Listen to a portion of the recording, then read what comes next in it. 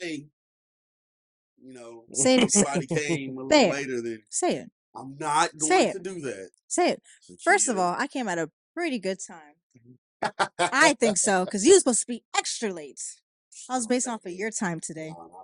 Yes, She indeed. did. You know what? She did come at a good time. I'm actually known as one Yeah, of the because I was most gonna come timely at people out of all my 10. friends. Yeah. I'm known as a very timely guy. Are you now? Oh no. I've seen you show up Wouldn't pretty say that late shit. before. I wouldn't say that shit. See how they hate on you? See how they hate on the black man when he, you know what I mean? It is. And I'm a black woman. It's not hate. See? And Double I, whammy. and I would Double never, and I whammy would for never me. hate a black woman in my life. Nah, we love black women. Except Zakia. To my right, man. Who are you, dog? Big Goose, you know what I'm saying, in the building. Got my 100 proof with me. There's a lot of shit we got to get into, and I can't wait to get into it. There's a bigger Goose I seen one day, though. So Real not still? Like yeah. Yeah, that nigga beat the fuck out of you. I don't think so, bro. Goose don't get down like that. You know what I'm saying? Not with each other. Not with me. Not when I come around. You know what I'm saying? Not when I come around. Never seen a Goose in the niggas acting corny, man. I had niggas running off the block when I came around, bro. No, they didn't, man. They niggas just stayed with us the whole time. They were cool with us, though, man. Yeah, niggas loved us, man. Yeah. It's a lot of love. They asked you to crack a joke. You did it. Nah, I ain't no joke jukebox, nigga. What the fuck? They said, yo, Goose, tell us something. The nigga said, all right. So that was his ad. He went right into his joke. I laughed, too. I thought it was funny. Nigga giggle every time I say that joke. It's hilarious. All right. And last, but certainly not least. It's Say Love. Say Love. Follow me on Instagram, man. I've been uploading some new content, man. I'm trying to be funny. Yeah, man. What's your Instagram, man? Go and give them that so they can see. Instagram is going to be Vaughn on the Moon. VONTHE. Oh, I spelled that wrong. God damn it. How do people forgot his follow alphabet. You, say? It's Vaughn on the Moon. Just he forgot his alphabet. He said VONTHE. Vaughn the Moon on. Yep. Shout out Louisiana, man. Hey, chill out. Chill out, man. Nah, I love it. I said shout out, bro. You know what I'm saying? So, man, we can go ahead and get right into it. I'm about to say, let's get into it. Let's go. Go ahead. You start the shit off, man. Start it, no, because I'm angry as fuck. Ooh. You started off. Man, J. Cole let Nas. You started off. But now he done let the whole world down, man. This is some disappointing shit. After me and you done sat here and had the countless debates, arguments, some on camera, some off camera, about what's going to happen. And at the end of the day, we both just appreciated what was going on and what it was becoming. This nigga Cole let everybody down. Man. Who the fuck apologizes? Like niggas was acting like everybody like, you know what, man, it takes a real man to. Yes, it does. Sure. Nigga, fuck being a real man. Nigga, rap. Hip hop. Nigga, rap. Nobody thought they was about to come to like blows or gunplay and none of that. It's fucking J. Cole and Kendrick Lamar. We know what they were doing. No. Right. Nigga done spewed a bunch of lies. And then the shit wasn't sitting right with his spirit. I told you he didn't believe them albums were that bad. Oh, man. I literally said he likes the Pimp a Butterfly. I was pushing the Cole agenda, though, man. I wasn't trying to hear it. I was pushing Cole agenda. As you should. The agenda that he's been pushing. And now this nigga gonna backtrack on everything he fucking said. Just listened to a song earlier on my delete later where he was dead ass talking about if a nigga want to smoke, you know what I'm saying, do it with caution.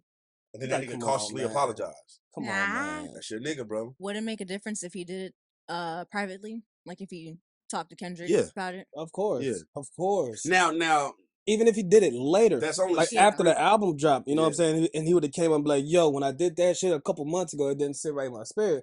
We'd have been like, okay, cool. It sounded like it didn't. You know what I'm saying? But to do it 2 days, you didn't even let the shit breathe. I was saying, it's like a release, and then the next day, that's when, I don't know if it was a concert or whatever. Yeah, it was Dream Business Festival. Okay. Do that to go ahead because he might be dropping something soon, just to kind of be in the talks and everything like that. I think he did it because he's scared. Okay. Of what? I'm gonna be honest, Kendrick. I think he did it because he well, first off, he didn't need to go as far as he went in the apology.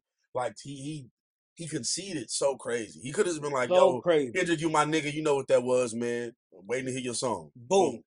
Kendrick, you know it's all love, brother. Let's get to it. It's all love, brother. Yeah, respond back. Let's get to it. He could have performed after that, and I think Kendrick would have understood what it was. A perfect apology for J. Cole to still save face and still, not get the hate was, yo, Kendrick, you one of the GOATs.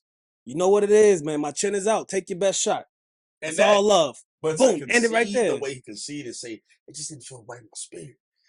To get on stage and sound like a bitch. That wasn't it, man. That wasn't it. To get on stage and sound like a bitch pissed me off. I went to bat for this nigga for 2 whole days on Twitter. Shit, longer. Longer than that. I was pushing the agenda Just for like that real. drop. I was pushing the agenda for real, and this nigga done disappointed And me. you know, so what you said about something might be dropping, because he dropped the Might Delete Later, which was a good tape. It was a really good EP. I think it's just called an album, but he even said it was an EP, so EP. And he's still gonna drop the Fall Off soon. Don't know when, but soon. So I don't know. I do think he got peer pressured into it, but don't tell us, nigga. Don't like or don't. So they can Just- do that in private. They can definitely do that in private. Like, hey, it was just performance, and then You know left it at what? that. I don't know Kendrick Lamar or J. Cole personally. I don't think Kendrick heard it and was like, "Oh, this nigga really dislikes me." Yeah. I would say he's elevated on a different level. He'd been like, all right, I won't be surprised Next. if Kendrick heard that shit and be like, okay, cool. Let's go time. Let's do it. Yeah, Let's do it. He's ready to do this. Let's do this. that's what I thought. So I don't know. I really wanted. Yeah, you know what? My bad. I didn't give you the ice so you deserve on this because that's. I mean, I love Cole and he's also one of my favorite rappers, but this is who you've been going to bat for. I know, man. And I don't want to sit here and just, cuss this nigga out and call him all kind of bitches and shit like that because that's my boy. You kind of called him a bitch. That's twice my already. boy. I know, but that's what he's been. You know what I'm saying? I don't call a hoe. I just call a spade a spade. So A great artist said so. so yeah, man, hearing that shit, it almost broke my heart a little bit. You know what I'm saying? Because he spent all that time for the last 2 years talking about how he's the Don Dada, he's the top one, can't nobody fuck with him. And when a nigga that could fuck with you finally stepped to the plate and didn't even send a full direct shot at you, and then you gave him a full response, you started backpedaling because you know he was gonna come with another full response for your ass. Then you start, how it's not sitting right in your spirit. And it's like, bro, what are we doing? Now you got this big ass discourse going on. You got all these pussy ass fans coming out talking about some, who cares? We don't need it. No, yes, we do. Hip hop needs it. Hip hop needs it. Fuck is y'all talking about? You know what I hate more than anything? It's the same thing I was scared of when I misunderstood you on that one part about where your point was going. Because now all of this is doing is taking away from the fact that Drake still has not responded. Drake still got to respond. And he's ducking that smoke, and he's been ducking that smoke. And now we talking about everything else but Drake. Canadian niggas, man, they just get to hide. I think Drake dropping Friday, bro. You think so? Yeah. I think he's dropping Friday. He's gonna wait for that Metro Future second album to roll out. Oh, it is because their second album is dropping Friday. Yeah. He's gonna wait for that to come out, and he wants to step all on that shit. I don't think he can. I don't think he can step on it unless he goes nuclear with it. I don't think he's gonna go nuclear. If he just drops, it's not gonna do nothing. Don't forget, he did Charged Up before he did Back to Back. So I don't think he's gonna go nuclear with the first song. Well, you know what I think though, because listen to the start of Back to Back. I waited 4 days, nigga. Where y'all at? I waited 4 days, nigga. Where y'all at? 3 weeks, I think 2 or 3 weeks, and Drake has done nothing. He's been on tour. All right, that's not a cop out. That's not a cop out. He could have still responded. But you're dealing with Kendrick here, and I know he's probably going. The diss is probably going to be more directed to like Future and Metro Boomin. But at the end of the day, you're still going to have to respond to the boogeyman. I'll say this in defense of Drake. Something that I have been kind of under thinking about is the fact that he's not only responding to Kendrick. Yeah, he's not only responding to Kendrick. And he's probably going to send a shot at Rick Ross. An actual personal beef than him and Kendrick. Mm-hmm. I think Kendrick is still about the crown, whereas I think Future and them really don't like that nigga. They don't trust him for real. And now J. Cole backed us, and now Drake probably looking at this like, damn, these niggas is trying to jump me. That nigga bowed out, man. These niggas is trying to jump me, and Cole done bowed out on me. My chin is out. Take your best shot, nigga. Love you. I hope he knock your punk ass out, nigga. What? I hope he just acknowledges Cole real quick and then goes on to who the beef is really about. So we can stop moving the goalposts on what this shit is about, man. Drake, nigga, it's on you. It's on you, Drake. It's on the whole world's man. waiting. The whole world is watching. We you need it. Gotta watch this, nigga. Do it for hip hop, bro. I'm weak. Do it for hip hop. We know you're not scared. We know you're not scared of no rap beef, bro. I don't know that. I don't know that. Why not? Shit, I mean, Canada drop right now, man. I don't know, man. I don't know, dog. He usually responds to people who send shots his way, though. Shit. He does. You know what I'm saying? Right now he in the hospital with a shit bag. Or he in the laboratory really trying to cook up something. Hopefully. I think so. Because that Metro track, that like that is a big fucking track. It's a big fucking track. And it got Kendrick on it. Out they neck.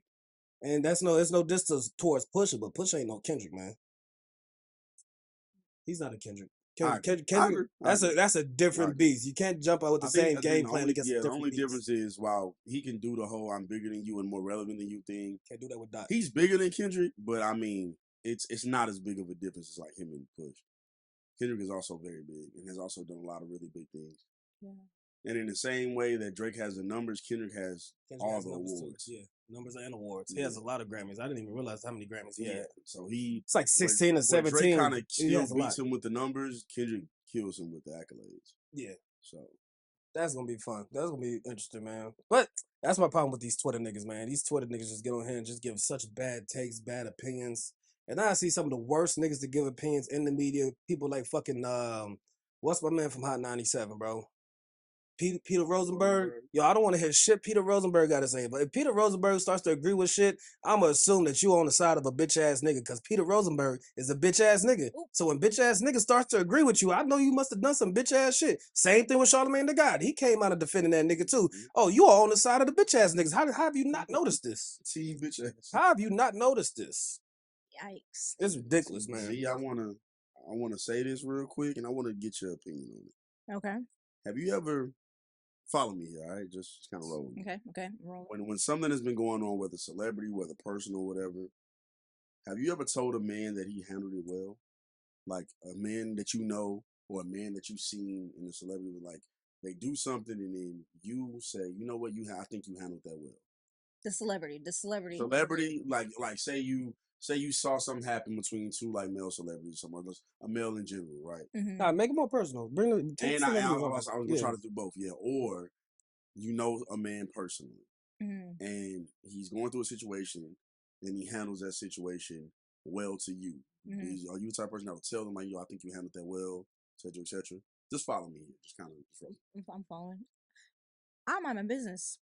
If it ain't got nothing to do with me, I'm on my business. Because there's this thing on Twitter, and I probably could have set that question up better, but there's this thing on Twitter, and you know, I'm not gonna necessarily say they're right, G.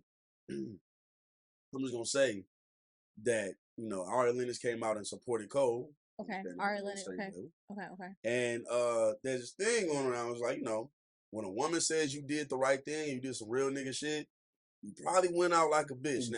Went out like a bitch. I'm not saying because a bitch agreed. Well, we ain't call her that. Whoa. No, we did not call her. Because a woman agreed. I think the reason why, here's why I think they say that, is because this is not how I feel. Now, who feels this way? I think Twitter niggas feel this way. And a good amount of men probably in the world feel this way. Okay. I think there are certain situations that need to be handled a certain way. And I think, and this, you know what, this can go another way. This can go for women too, women's situations as well. There are some situations for women that will happen that a man don't understand why a woman would need to handle it however she need to handle it. But y'all need to handle that situation however y'all need to handle it. Right. It's not really men business to where we know like what's really going on. Right. Now, I am not saying this is not women's business. What I'm saying is I think the Twitter niggas are saying y'all don't really know like how this nigga needs to handle it, and we do. And so if a woman tell you doing the right thing in this situation, is wrong. Now, I don't know if I agree with that, but I just wanted to run that by you because that is another take that Twitter has had. My thoughts on that, and it went pretty bad. What if, I'm about to say some women, I am women. I'm not all caught up into the Kendrick and J. Cole beef. I just know what happened recently. I didn't even know they had beef. But what if Ari was there for all of it and she's seen both sides? I don't know if Ari has ever worked with Drake and see his personality traits where, you know, she's always on J. Cole's side. I don't know. But, I mean, she's a person too. She should be able to have her opinions. And just because a woman agrees, I could kind of see why people are like, oh, she said something, then you know you kind of did bitch out. But at the same time, it's like she could have just been supporting a friend. So I don't know if that answered your question. No, it did. Those are my thoughts.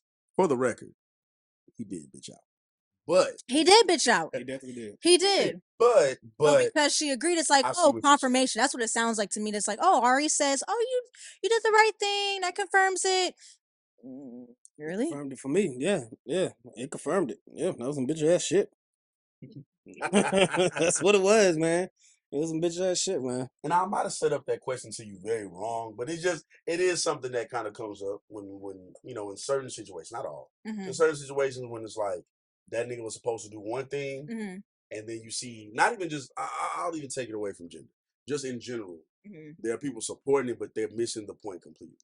When we start talking about in this situation, we start talking about, well, he's protecting his mental health and his peace, and he feels in his spirit that it was wrong.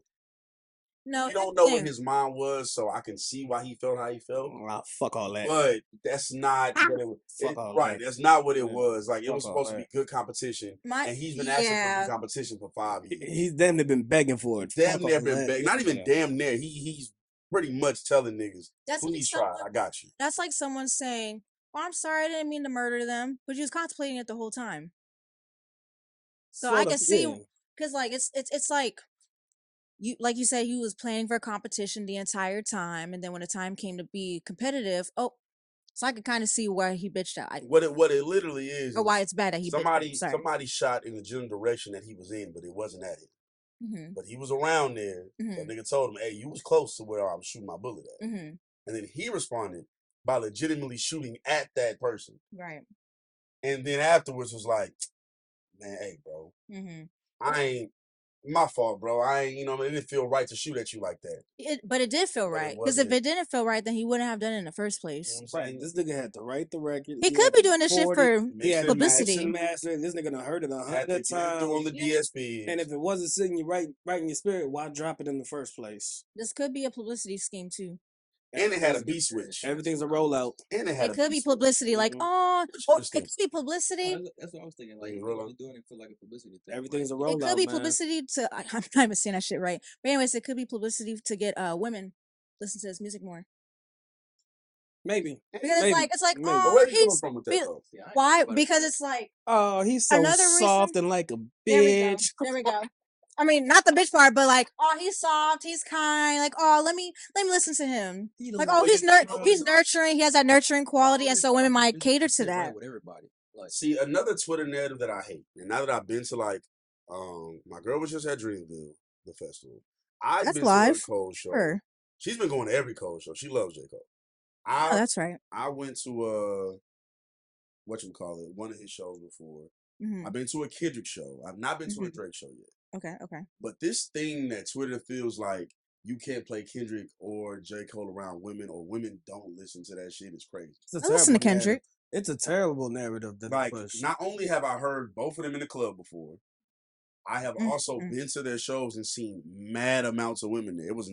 It might have been majority men, but like not by like the percentage they think it is. Like, it was a bunch of women there, and attractive women. It wasn't just like a bunch of bullwhips in there. Oh my goodness. Attractive women in there. That's very old time. I'm sorry. A lot of times I've asked women what kind of rappers they listen to. One of the first names they bring up is J. Cole.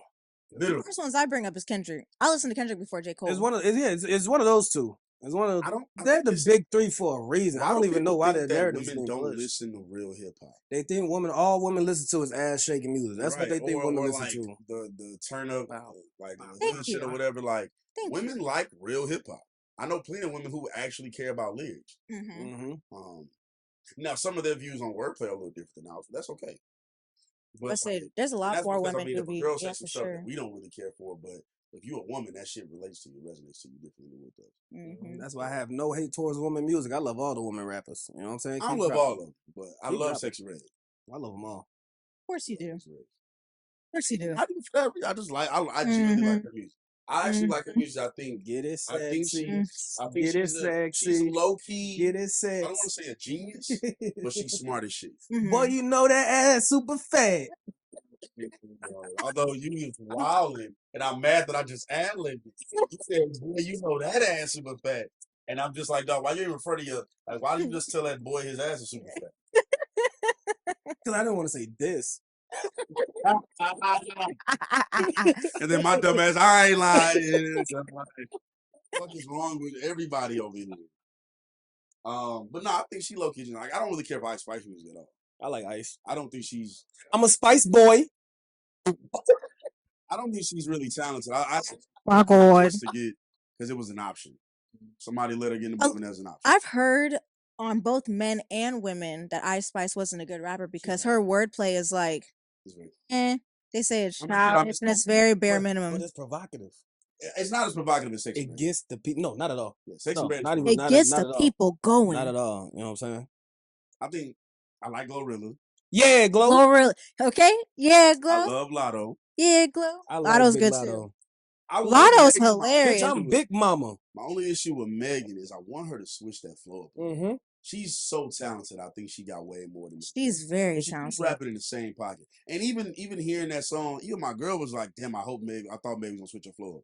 I wasn't When even you heard gonna the hate. beat, it was like one of Yeah. those slower I'm beats like, to oh, where Megan's to where finally gonna you switch think it that up. she was gonna switch it up, but then she got into that fast rap and shit. And it's just like, all right, Meg, we know you can rap. Like, give us something different. Just a little bit. Just a little bit. I'm in the car with my girl. I'm like, I'm not even gonna say. I don't want to seem like the nigga that's hating on women. I'm gonna just chill. I ain't gonna say a word. It's just And something then that you as soon as see. the song comes, I was Expected. like, damn, I wish you would have switched up. I was like, oh, good. We can talk about it then. All right, cool. Yeah. So that I don't know. There's a couple other women I'm missing. Mm-hmm. I mentioned this on like one of the first pods we did. I don't even know if we ever put Flo it out. But Milli Kamaya shit. is hard. Flo Milli is tough. Flo Milli good. shit. I always like Flo Milli is good. Milli's hard. Dicks up when she walk in the party. I fuck with Flo. I Milli fuck with hard. Flo. Flo Milli's hard. Well, it's somebody. It's some other people missing. There's I like Tia Corinne. There's another one. Give me a second. I can't think of her name right now. I do not like Caribou, but we don't gotta. I don't like. She puts together a good video. That video was dope. The The video was that. dope. Yeah, the video, the Video was design, all dope. that is fire. But her actual ability is bad. As niggas who make fairly chill music, she's not good. But it was okay. I like the video, so it put it like a good vibe on it. I wasn't like after I heard it for the first time. For the most part, I don't like it. Yeah, after I heard it for the first time, I was just like, oh, I really shouldn't be listening to this for the lyrics. How y'all feel And about it sucks when you realize that shit. Here's my issue.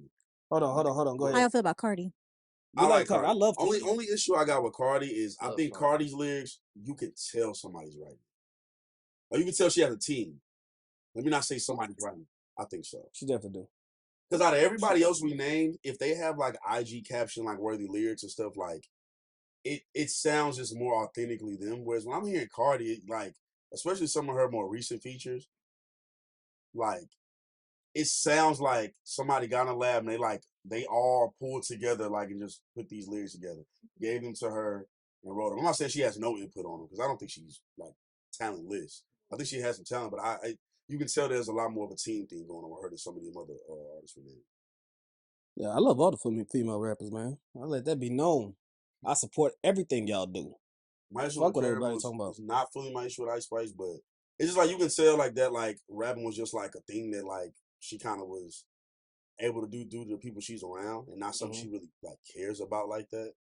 And yeah, and even when she raps, like her lyrics, it's like I'm not looking for lyrical miracle at all. That's not what I listen to. As a matter of fact, Larry June just dropped another song. That was kind of hard. And Larry is low key rapping better than I've heard him rap in a while. But that's a whole nother topic. But yeah, just some of the shit she says be kind of dumb. Yeah, I wish them Twitter niggas stop pushing these terrible narratives about women and the kind of music they like.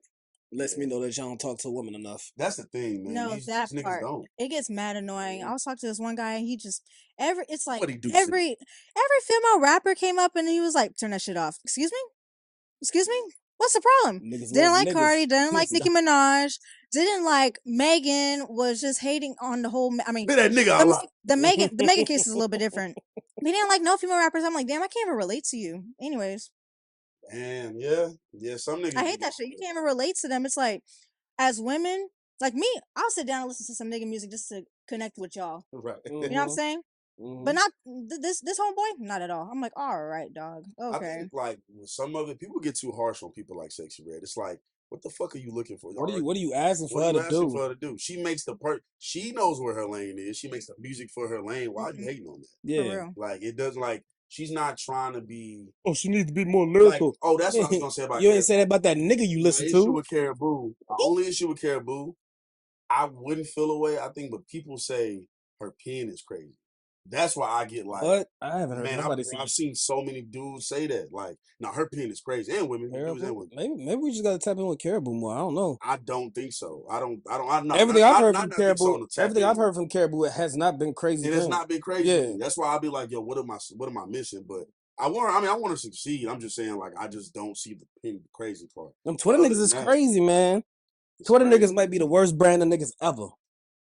Yeah, man. They might be the worst brand of niggas ever, 'Cause man. Facebook was just trying to be funny. I don't remember niggas. Them Being Reddit serious. niggas is close, but them Twitter niggas is crazy. I think Twitter's unfortunately. just hilarious in general. You'll one? get Twitter. You'll hear everybody's thoughts, and you'll be like, "Damn, I didn't even think about that." Or But I X. kind of, I kind of agree. Ah, fuck it, we know it's Twitter. We know it's Twitter. His mama named him Twitter. I'm gonna call him Twitter. Mm-hmm. You know, I think another thing with Twitter is I didn't really want to see. I see too much of people's everything.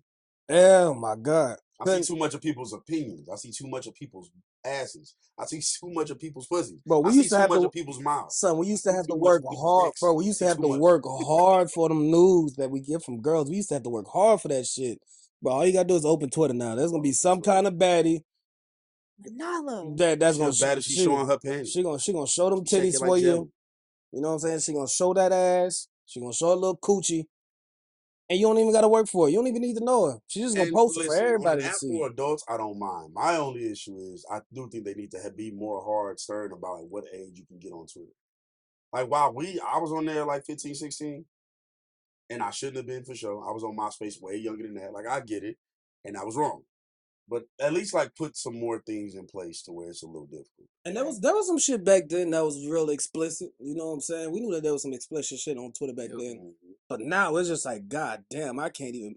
You can't open it in phone. public. Yeah. The You have to be difference like, this used be to like, this something be like, else. oh, shit. Mm-hmm. Even with my privacy screen, I got to do. Uh-huh.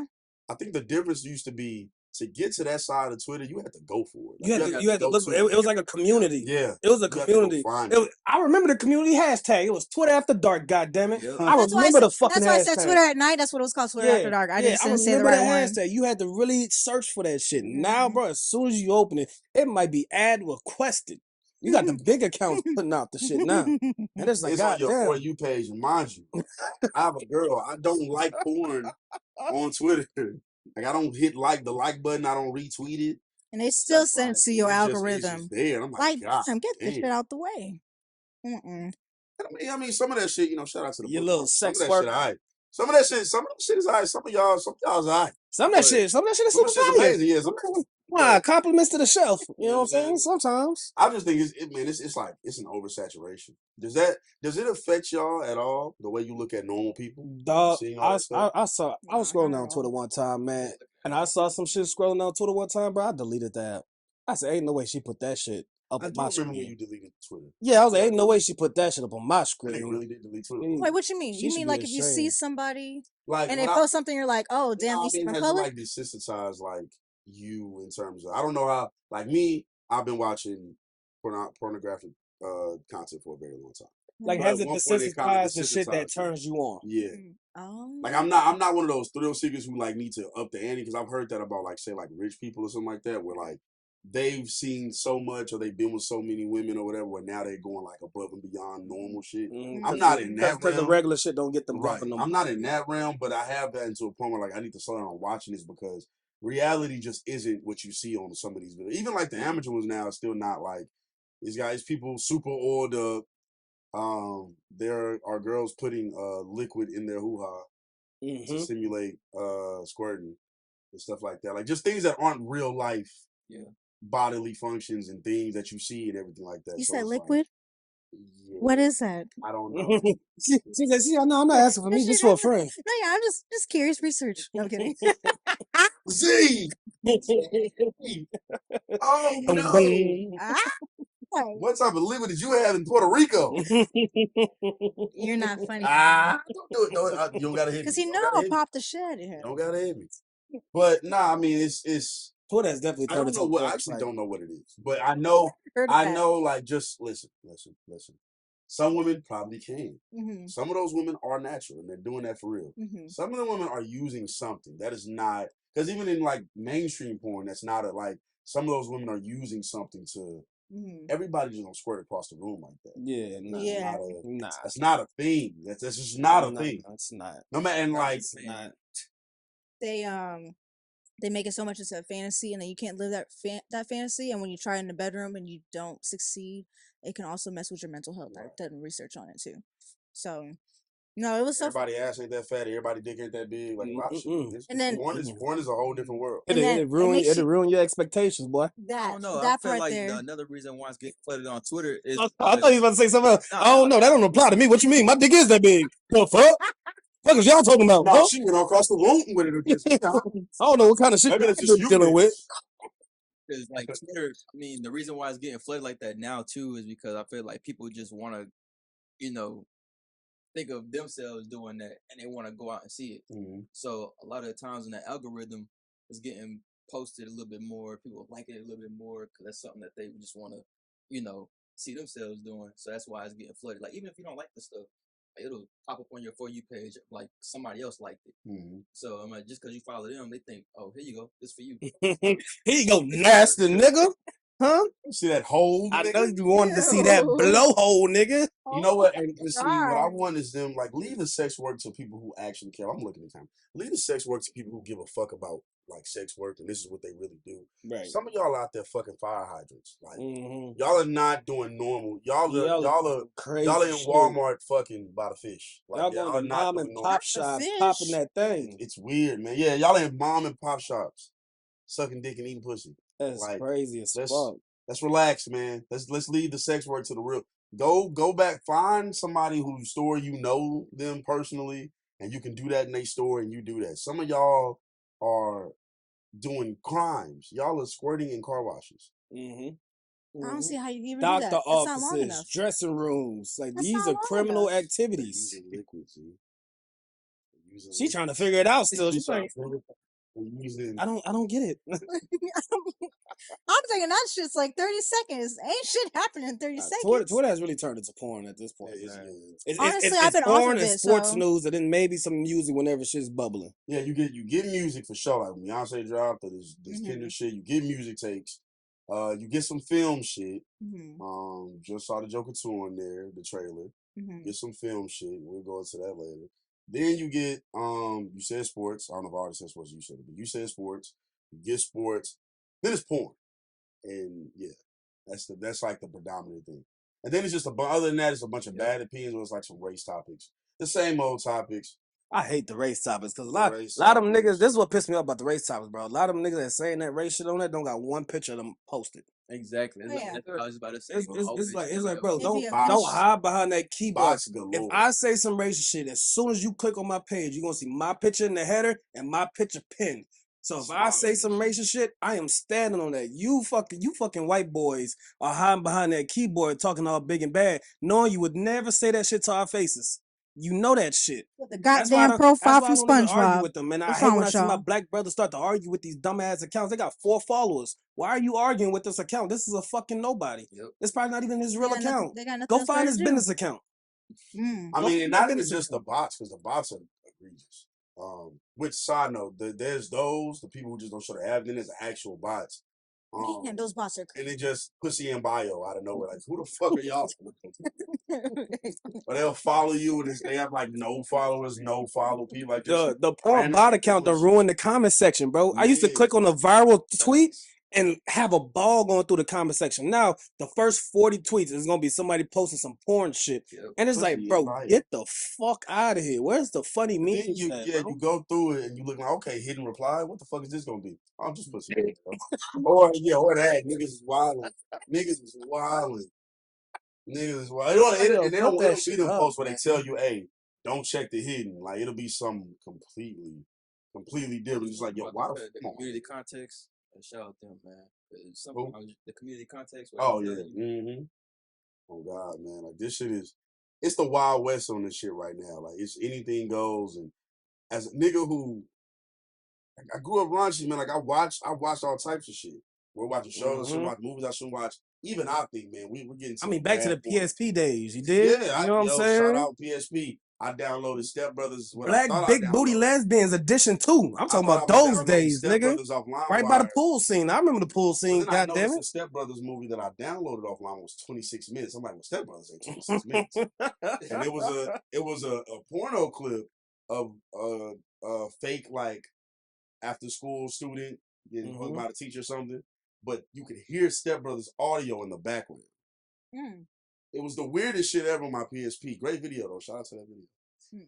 Have not seen it in 15 years. Well, I might say you can also attribute that to Elon paying niggas for tweets and shit like that. Cause like now everybody like, especially sex workers, they post something out there, they getting 17,000 plus interactions on their stuff every time they post something. They get like triple the bag because they got the OnlyFans. They got the OnlyFans. Now they getting paid over some Twitter. Other content somewhere like on other sites, so they getting. You know, I mean, shout out to them for getting the bag. I'm never not hating. Y'all get the money, I was just saying, goddamn, bro. Another quick little side note. Enough pussy on my timeline, please. I'm saying this to somebody at the bar. It was like an older school dude, mid-30s, so we come from a slightly different area than we come from. And he was talking to me about stuff, and I was like, man, I'm not no pimp or nothing. But like, I'm happy that women are like getting to the bag on their own. Y'all got the product. You might as well be the one selling now. I understand having like protection and something like that, but a lot of women just get extorted. You have the product. That's why I don't mind the sex worker revolution, because it's time for them to make their money and without having to go out and like do certain things, like making money. Yeah. Now, some of y'all are not really about y'all money. Some of y'all are just doing this shit because y'all think it's the easy way out. OnlyFans is a job. Some of y'all are just posting that shit just to gain followers. Just to gain followers. OnlyFans is a real job. The people who are successful at this they work. That's constant. That's a schedule. Just like the only person you're gonna affect with the shit that y'all posting is your kids. Siblings, family, kids. Yeah. That's what's gonna be affected by that shit. You just posting random shit, ain't getting paid it's for. A freak ass. And that shit is in the internet history forever. That shit ain't going away. They can always bring that shit back up. It's gonna Somebody got it on their phone. Somebody got it on their phone somewhere. That shit is forever locked. Like, I think that's Marie. Marie, is this you? No, it's not me. Maybe. No, that's your pussy for sure. That is your pussy for sure. I was just on one of the websites, Z in Puerto Rico. I was like, no.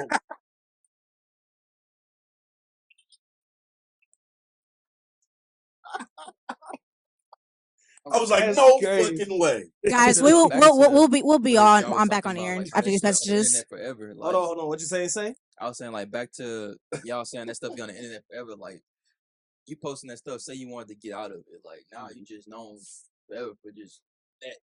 Like for butthole. You gotta leave out the country at least for 5 years. Give it 5 years, sweetheart. 5 years out the country. And then it's kind of crazy because it's weird when you really think about it. Because some of the women come out and they be like, "Oh, you know, I still got feelings. I still got this." It's like, yeah, that is a true fact, baby. But you can't act innocent now, mama. You don't show the whole world your coochie. So I don't even know what you really want people to naturally think about you. You know what I'm saying? It's an unnatural way to think that people ain't gonna naturally think of you a certain way. You know what I'm saying? It's literally almost disgenuine for you to feel that way. Like, it's almost selfish of you. It don't gotta be negative, but you gotta expect people to assume you're a sex worker. Yeah. If you're naked on social media. And you be as smart as you could be. For sure. Ain't nobody gonna give a fuck. Like, you don't gotta think of them negative, but like if somebody's offering to buy something from you, you know what they're coming to buy because you're naked on your profile. You can't be like, I don't know why niggas think I sell pussy. Well, man.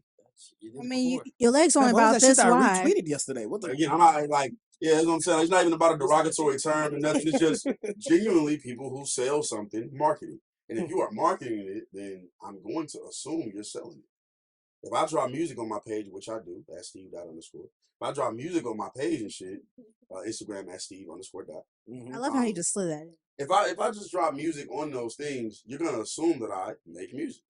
Right. You know? So yeah, that's just that, you know what I mean? But on the positive side, Twitter does have some good sides. You know what I'm saying? Sometimes they will give you some good information every once in a while, which is why I kind of check back in. Because I didn't even know Joker 2 was dropping. Mm-hmm. I didn't know that shit at all. I found that shit out today. Them niggas dropped a teaser for the trailer, which is a trailer teaser. A teaser for the teaser. You how stupid that shit sounds? They dropped a teaser for a trailer. Marketing and then the tactic. trailer they dropped was a trailer marketing teaser. Tactic. That's all it is. It's just marketing. But real quick, how did y'all feel about the first Joker? What y'all think? Was it good enough for a second one?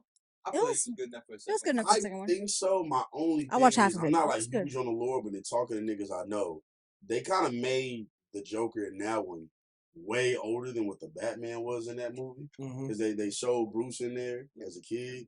So I don't really know what this is going towards or how it's going to work. It would have been cool as a standalone movie, just been like a fire-ass movie. So I'm interested. I'm a little nervous about this. If it's like a real musical, I'm scared. I like the movie. I did. The second one is supposed to be a musical. I think. Oh, what? I fucking hate musicals. I fucking hate musicals. What? Oh, You're a sucker. bro, You're look, lame. look, You didn't like none of the high school look, musicals? Look, bro. Lame as Look, hell. I was fucking. How old were we when that shit came out? What movie? All right, cool. Which movie? High School Musicals. Look, man, my problem Did with you like High School Musical? yeah, when I was fucking 8, 9, Did you 10 like years old, Dreamgirls? Dreamgirls was cool. Dream girl. Dreamgirls was cool, but We'll make you see, in the sense of a musical, I wouldn't even call Dreamgirls a musical. You know what I'm saying? Because a lot of their musical acts was on stage, so I wouldn't call that a musical. It is. It is a musical, but I wouldn't call it, not the musicals I'm thinking of, because a lot of that shit was on stage, like Cadillac Records. That's a musical, but I wouldn't call that a musical. That to me was more of a movie about people who made music. So, okay. To me, see a what you're I get musical. what you're saying. To me, a musical is It's like when High School people are Musical? doing just random shit, and then everybody who's supposed to be Started strangers, songs. Yeah. and they all connected to your life somehow. They all know what you're going through. How the fuck?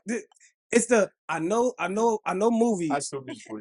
I know movies. I know movies are not supposed to be fully realistic, but you have to have some kind of believability in it for me to buy into it. You know what I'm saying? And I just don't believe if I start washing dishes in the back of a fucking restaurant that a bunch of niggas gonna start singing with me word for word about the shit that I'm going through. It's not gonna happen. I don't like watching no more. No more. The nigga flipping burgers. He ain't even watching Don't like shit. watching no more.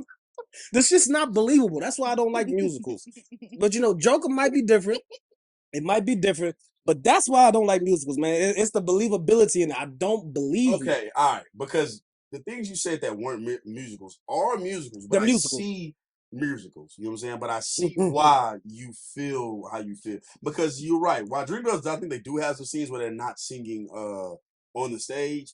Most of the singing makes sense. Yeah. Like when Effie's singing and she wants Jamie Foxx back and they're all singing in that area. No crowd is there, but it was even the though people it's a that was musical, connected to them already. Yeah. So there ain't no random nigga came out like F it. Like nobody did that shit. Like it was Random all nigga good walking the already. street knowing my life. Nigga, I don't know you. What the fuck is you singing with me for?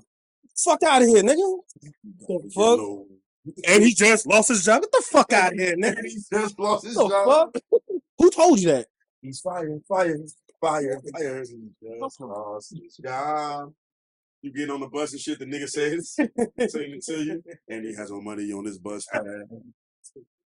Slap the shit out of a nigga in the musical, man. Get the fuck out. I ain't bad. I'm mad at you for that one. I don't like musicals. I can see I see your logic. It's freaking I hilarious. don't like Oh musicals my at goodness. all, man. Not even one fucking bit. But if the Joker's gonna be a musical, I'm gonna still tap in because the first Joker I thought was really good.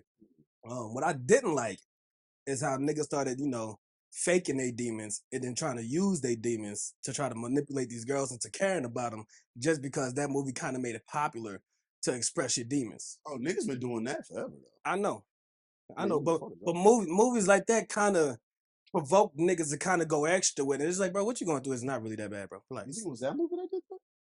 It was a lot of things that added up to it. But the Joker is a factor in it. I'm not saying it was the main factor, but it is a factor in it. You know what I'm saying? Like my little brother would say, shout out to my little brother. My little brother would say is he think it overglorified mental health. That's what he would say. He think it overglorified, almost like it made it cool. I don't think that though.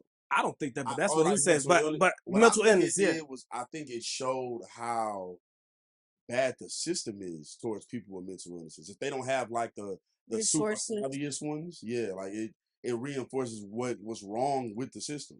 Because there was times when he could have got help, but whether it was a financial thing, whether the system just failed him in general, like it makes you wonder who failed him and created this monster. When in reality, he is just a monster. Mm-hmm. He's probably just a monster. He's probably just a bad guy for real. Like, but at the same time, when you watch the movie, it builds up a nice amount of sympathy to where it's like he's really just doing a job. He clearly is on the spectrum somewhere, and he's getting fucked with by everybody. Which that may be a little overboard. I didn't grow up in communities where like that was a thing. People laughed, people did things every once in a while, but for the most part, but I'm not in front of their face, like yeah. Now, let's not start kicking them. Now we did. Like, come on, we did have a girl at our middle school. Damn. People did fuck with. Damn. You know what's funny? On the last pod, I was gonna bring something up when we was talking about the bullying stuff. Oh man, because I was one of the worst ones. I know you're talking about. I was one of the worst. Damn, what y'all do? You did something? What y'all do to this poor girl, man? Word. As far as like Don't tell me, Vaughn. Don't tell me you made fun of this girl. Get it off. Let me hear what you did to this girl. I didn't. Yes, Get okay. you was Is that what a you part of did? I didn't go to school with them. Don't. He made a Investigated. couple years after that. Not at all. I didn't go to school But I'm with them. talking about now. But You all gotta right, leave me out of it. Because I don't know if she was on the spectrum or not, just to set it up. I don't know if this girl was on the spectrum or not. I hope she's doing well. But she definitely had like some, let me say it like this. We want to hear this say, get into it, disrespectful. How the Joker like could be seen as like normal, or like if he get pushed to a certain limit, she kind of had that thing going on where if she's mostly normal, like, but she could be pushed to a limit to where it's like start hissing at the niggas. She did, and like it's just not funny. It's not funny. I don't want to make us too serious right now. But where people want to come to school and do certain things, y'all assholes. No, we're not assholes. We're not assholes. You ain't gonna fake that there. We're not assholes. I'm trying to before he gets into, I'm trying to express like she was.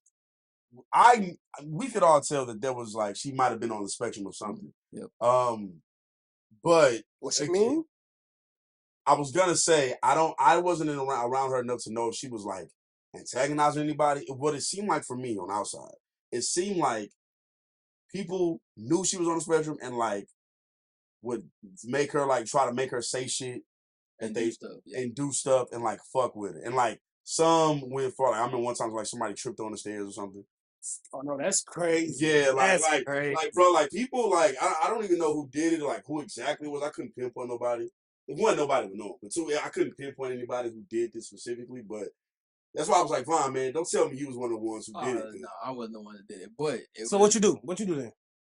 So how Steve was saying the story where somebody tripped on the stairs. So there was some green shit. Mm-hmm. Don't know what the fuck it was. He was up the stairs like that. I remember looking down, so that's fine.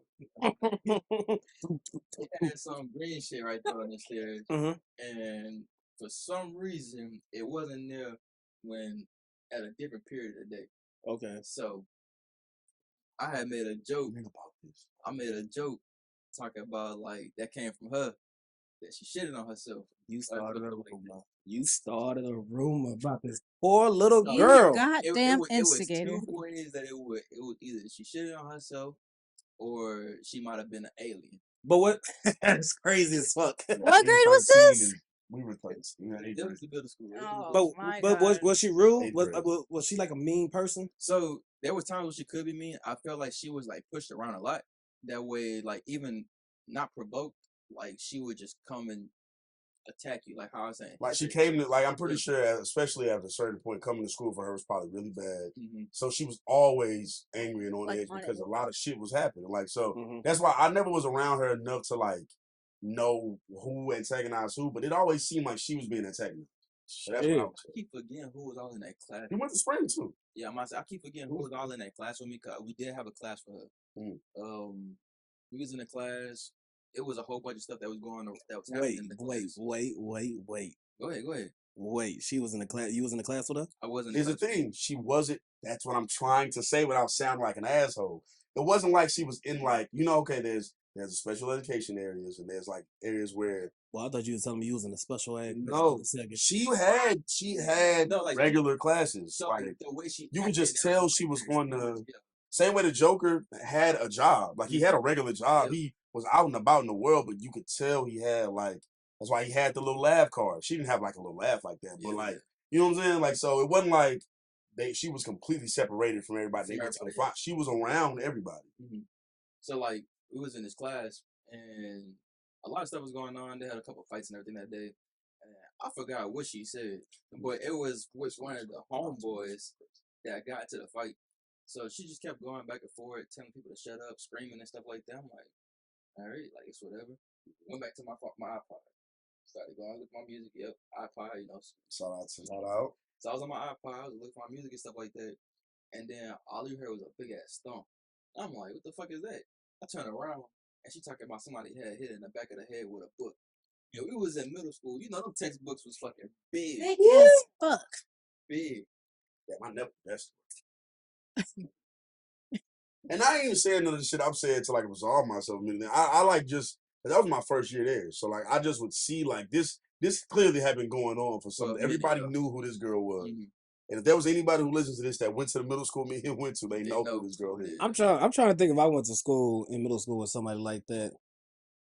Cause Landon was a normal dude, you know what I'm saying? Very normal. Yeah, he wasn't. Landon was normal, yeah. People was just being assholes. Landon took that shit on chin, cause Landon would get on your ass too. You Right. know what I'm saying? Shout out Landon.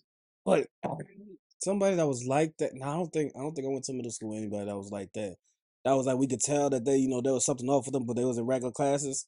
Nah, them niggas was in them other classes for shit show. Like every school, in a sense, had somebody like that.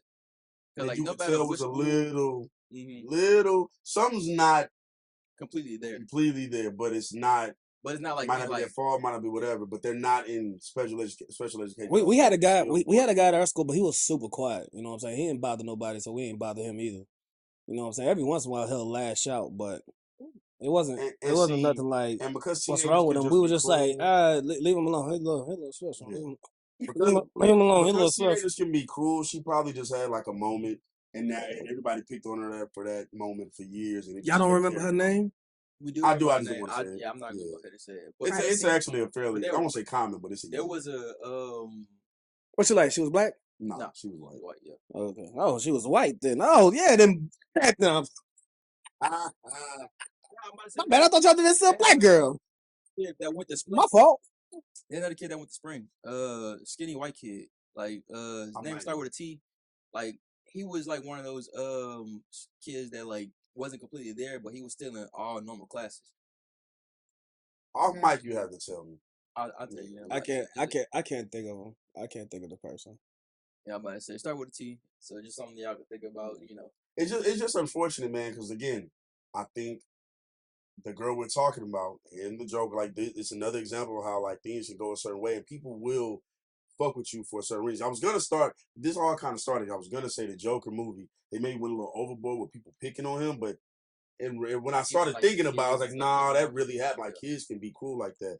Just if they notice somebody's like a little off. And in middle school, and then like in middle school, like you're so worried about anything. But yeah, everything and you really can't be just a little off. You really don't know how the other person is perceiving that picking. You know what I'm saying? You can't tell the person how much hurt they should feel. Yep. You know, so and their mind is probably a lot worse than what you is, like than what you think. Yeah, I mean, because you might call somebody fat. You know what I'm saying? And you thinking like, no, it's just a joke. But in their mind, you know what I'm saying? Maybe they parents call them about fat. their weight for years, like, yeah, and they never knew if they weren't too big or whatever. Like, it could be anything. But it's like, bitch, you know you big. It's like that is accepted. For maybe the 80%, that's an arbitrary number. I don't fucking know for real. But just for maybe the amount of people who come out of that and they're proud of their bigness or proud of how big they are as they become adults, like, nah, I'm big and I'm proud it is what it is. There's another group of people who internalized that and were hurt for years, and then you had body dysmorphia and a bunch of. So like I said, man, it should get deep. That's why again, I really like that joke. I think your brother's a little. I want him to come on here one day.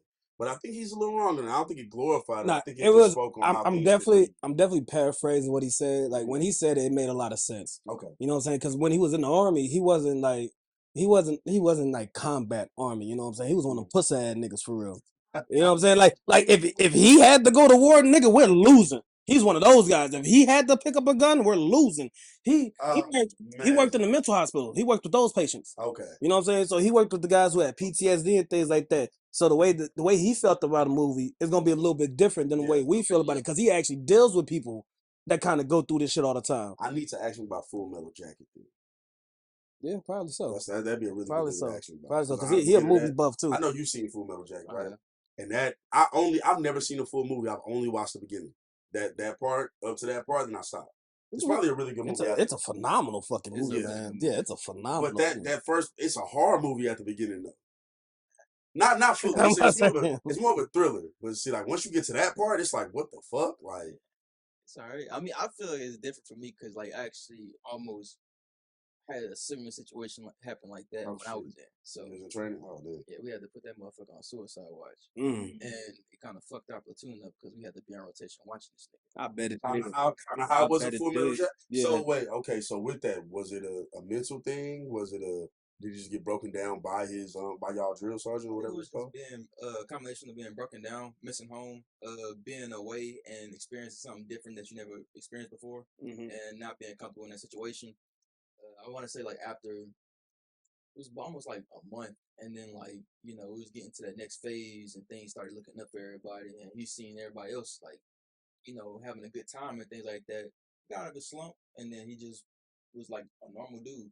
I just felt like you just gotta have that support, and then people, looking over you and watching you, because like those people over there, like that's a different time than what we was in. It's a way different time. Because Yeah. people were a lot more active and alert and more forward with. That's talking about like Full Metal Jacket. Yeah, that was based in like Vietnam. Yeah, that's a whole nother ball game. All the people from Vietnam came home and it was like, what the fuck? They were all fucked up when they came back. So it was a completely different time because people are a little bit more aware, a little bit more active, and then like especially in the day and age that we're in, like everybody, you under surveillance everywhere.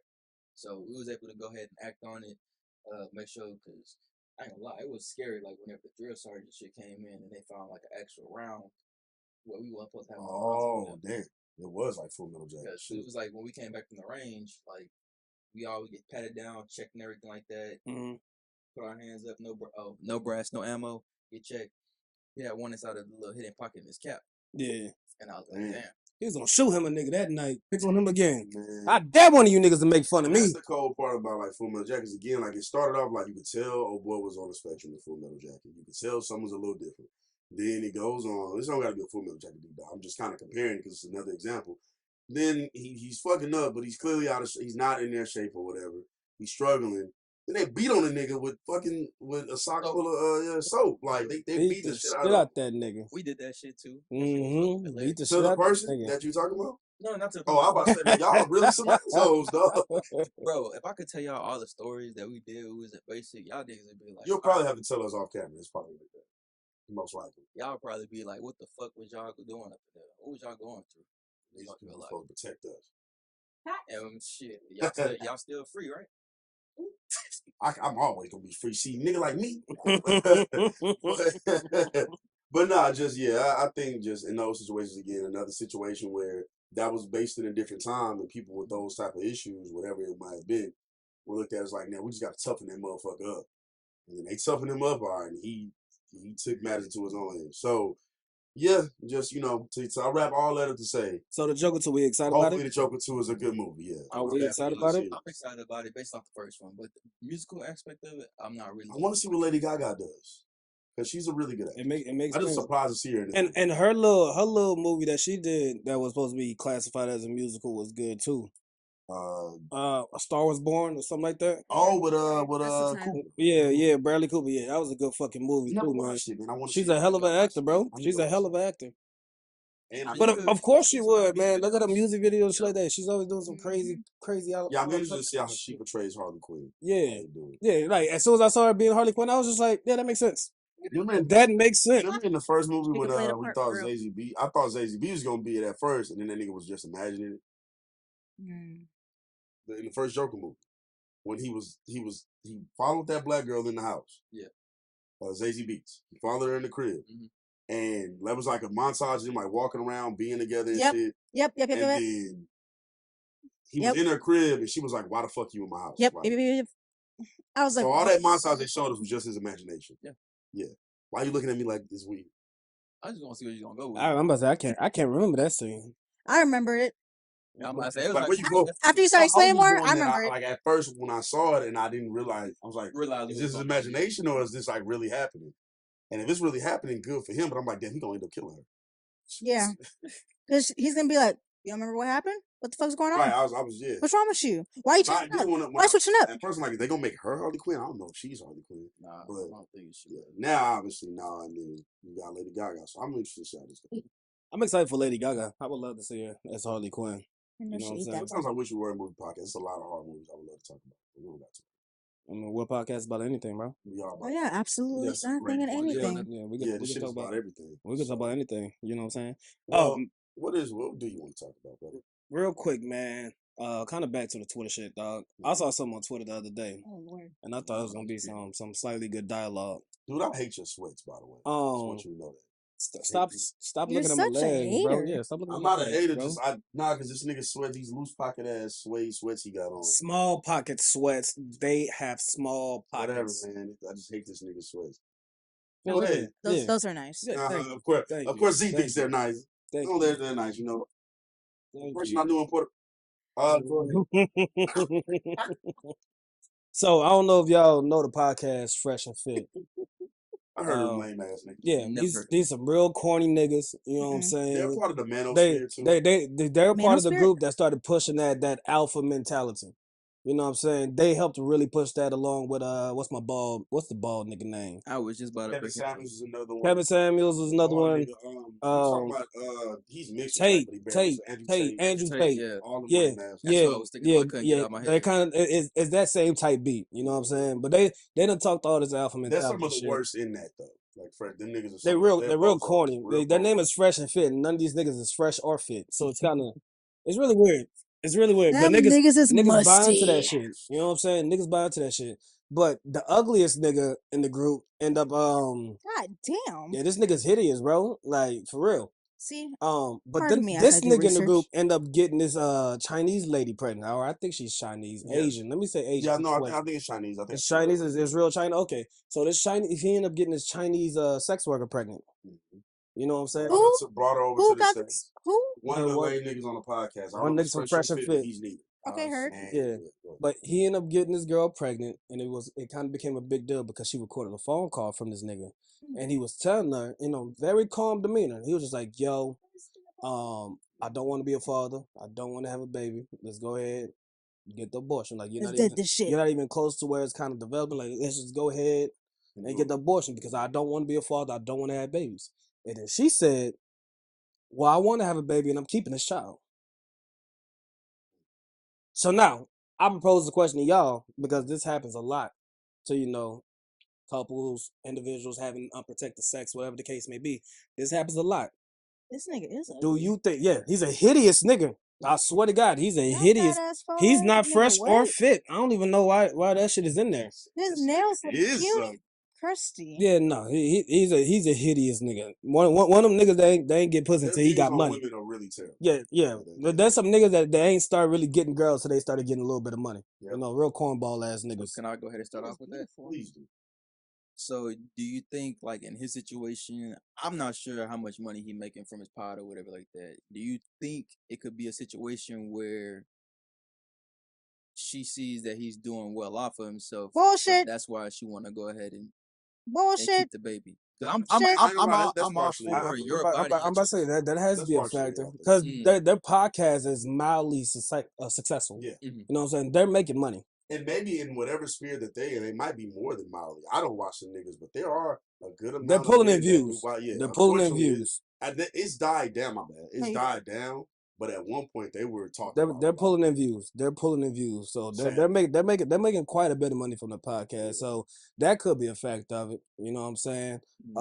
We don't know the full extent of their relationship. You know the shit that he's been telling her. But when it comes to the baby side of things, you know what I'm saying? Him wanting to get the abortion. Chinese I think he moved her here too. Yeah, she's an immigrant. But in the sense of them having the baby and him wanting to get the abortion, and then in the same talk, a lot of people who get into those situations where they want the abortion, they don't want the kid. You know what I'm saying? The mother ends up having the kid, they end up putting the baby daddy on child support. Do you think that's fair? Because I see most times, but I think it's fair because if you did not want a child, there's a thing that you could have done as a man to not get that woman pregnant. And if you get her pregnant and she wants to now I do think that if you are a woman, now I know because usually this happens in all situations, but we hear about it more with dudes who actually have the money to support a child. But it happens in situations where the person doesn't either. But I could see why maybe like for some women they have used that as a ticket to like we about to run this bread up. I've seen that. Definitely. But at the same time, like I do think if you know this man doesn't want it, it is unfair to the child to just have. There's been countless time where a woman has purposely went out her way to trap a nigga. just so that she could get the child support. I just think if you know, like if it's early enough and you catch it now, some people don't believe in abortion. I do. I'm pro-choice, but if you know your baby father does not want a child, your potential baby father, I think that it's up to you to make the decision. And let it be known, But just he kind of said like, in the phone call, we've talked about this before, and I've been told you I don't want no kids. but my thing is, she didn't get pregnant by herself. Of course That's not. why that's why Get I pregnant don't for like when pre-cum. niggas get on the. That's true too, but it's just like Just saying. What'd you say? I said you can get pregnant for pre-cum. Yeah, Maybe he straight did- accident. Maybe he he did actually due pulled diligence, out, yeah. but you can get pregnant from pre-cum. And you know what? I'll say this: if he did, then I don't have sympathy for this nigga, but I'm more understanding. But if you did not, and you was just shooting the club up, and now it's like, well, you know, I ain't want a baby. It's like, nigga, but you also shot Yeah. the club up. Like you. Yeah. But on the other side of that, like how he said in the phone call, like they talked about it before, like he did not want a child. Like it's up to you now. Like again, it's pro-choice. Like, do you want to bring A child. That's what I was gonna say. A child to into the the world without a father. world without a father, or for a father that doesn't even want them? Because I think that's unfair to the baby. It's definitely unfair to the child. I think it's unfair to the baby because now the baby's gonna come into the world already with only one parent. Now, if you can get the child support, yeah, you get the financial support, but that baby is gonna wonder a lot of things. And you know, I, as a person who didn't grow up in the household with two parents the whole time, even majority of the time, it's like it would have been nice to have had both. So I don't know. Everybody doesn't come from a two-parent household successfully either. So I mean, it don't mean that would have been perfect either, but it's just a better thing to have when there's two parents in the household. I think, No, I think especially so. two parents who want that child. So there's a difference between the family who wanted that child here and the family who didn't really. A dad who didn't want to be there, so he wasn't there, and a mom who did something out of spite. How you feel about it, Z? Uh, Talk to us. when you said they've already talked about it, Mm-hmm. because I was gonna say that too. Did they talk about it? But that confirmed that they did. Because me, when I talk to niggas, I'm like, look, what will happen if I got pregnant? Do I need to get rid of it? Are we keeping it? What are your thoughts? And I appreciate all answers, whether it's like, oh, I'm not ready to be a father, or I don't want kids. But when you put it like that, when you say that they had the conversation and she's trying to make a whole facade, it doesn't look good. It doesn't look good on her part, especially if they talked about before let me time. ask you It's a this. little shaky. It's a little shaky. shady. Though, because I like how honest you are with the dude you may talk to. Would you still? This is gonna be an intrusive question, but would you still let them shoot the club up after they say, "Nah, I'm cool. I don't really want no kids." I don't know if you're on birth control or not, but I'm just saying, like, I am on birth control. okay, so it's a So little different. I don't. If you were into that, Yeah. Now, if if I was on birth control, fuck no, nigga. okay, Like, right. nah. So I feel like if a dude tells you off rip, I don't want that, I don't want to do Mhm. that, Mhm. and that's why I'm not saying the woman is completely not at fault. Mhm. I And think we both of don't them. know if he We shot don't the know the whole club up either, situation, so don't right? paint that Yeah, we image don't know either. the extent of what. But I mean, Yeah. majority of the time, that is how people. We don't even know if he had a condom on now. He probably could have had a condom on that she gave him. You know what I'm saying? We don't know what really happened. It is a possibility of a trap situation. I just don't think that's. I don't. I think he probably knew that and was probably shooting the club up and thought, okay, this is what it is, and she know what I don't want already. So but let we me don't ask know you that. this. Let me ask you this, because I know a lot of niggas on the other side of that spectrum, to where they ended up getting the girl pregnant, and they actually did want that baby. They wanted to have that baby, And the girl didn't. and then the girl didn't, and she still aborted that baby. How is that fair to the father then? If it's not fair to the mother, if it's the other way around. Well, here's the thing. Again, I gotta. If you don't want that baby, if you did not want a baby, and this time the girl doesn't want the baby, there's some things you could have told that nigga for him That not should to have. have done that. That For should him have been a not to have shot the conversation club up. before. Regardless, that should have been a I conversation mean, before. you keep saying shot the club. We're talking about accidental births too. You know what I'm saying? Well, we're not okay. saying that a nigga just sticking his dick in and holding it in there to all But this let's come say from this. out. But in an accidental birth, then I mean, if a man doesn't know that, hey, my pre-cum got in this girl, so boom, boom. All right, cool. I'm not gonna be like super duper Or that mad the at. condom broke or anything like that. I'm not gonna be extra mad at the dude because it's like, I mean, he didn't know, and if he doesn't want that child, it wasn't like he was trying to have a child. If the woman, you know, she didn't know, but she didn't want a child, but now the dude is excited about it, but she still aborts a child. She didn't want a child. She just didn't know that she got pregnant. She didn't tell him to No, leave it in nothing. Let's say, Just even if it's pre-cum, if it's pre-cum, it's different. the woman gets a chance to be like, okay, no, I don't want this child. She gets a chance to be like, no, we're dead in this situation. But when the man says, hey, we done talked about this, you know I don't want a child, and somehow you are now pregnant. Why doesn't he get a chance To be to, like, to no. abort the situation just the way a woman could I mean, easily? he can dip from it, but I mean, if she still Not wants that to have child that, support coming for if his she ass. still has the want the No, child. if he doesn't sign a birth certificate, he's fine. That's the thing. If he signs it, Okay. you're done. But if you don't sign it, because it wasn't an agreement, that's There you go. that's how you sign your life away. So that's a good. I'm about to say that is. I see what you're saying, but I'm about to say that's the perk of a woman. Until hearing that, that's the perks of a woman being a woman. She controls that situation a little bit more. I might say because some women they don't want to go through because like the women are the one that's going through carrying a baby. I They was know gonna their bring that up health. as well. I'm gonna say they don't want to go through that whole 9 months of that transition and everything like that. Me and you both know both sides go through a lot of shit. Mm-hmm. We both know that. We both know that. So don't paint the picture like it's just them. We both know. Y'all niggas didn't. We're speaking from experiences, though. No, it's not the same thing. Yeah, We're not saying it's the same thing, but the woman's gonna go through some things. The man is definitely gonna go through some things as well. But But I feel like this is not a who's better or who's worse. she's This is going that we're both through. going through a lot of And stuff. I get that. I'm just saying, like y'all, yeah, you go through things, and yes, you got to be there. Yes, I'm gonna say, it's taxing on everybody involved. But the only story that y'all told is carry the the woman. baby. I'm gonna say I'm gonna carry that baby my whole life. on the men, on the men. What you talking about? I get talked about. You know, finally got it. They carrying that baby my whole life. What are you talking about? Shut up. No, I mean, maybe it's possible that it's understated, but again, you niggas aren't pushing out a baby at the moment. Nah, never that. You know what I'm saying? That's what Nah, I'm saying. never Like, that. maybe we could state more of what the man has to go through, but I mean, Like the emotional. I don't nobody want to hear what the men got to go through, that's man. what I'm saying. I Like, don't want to hear that shit. I ain't gonna lie. Like, I'm not expecting nobody to be like, besides my niggas, I'm not expecting nobody to be like, Steve, bro.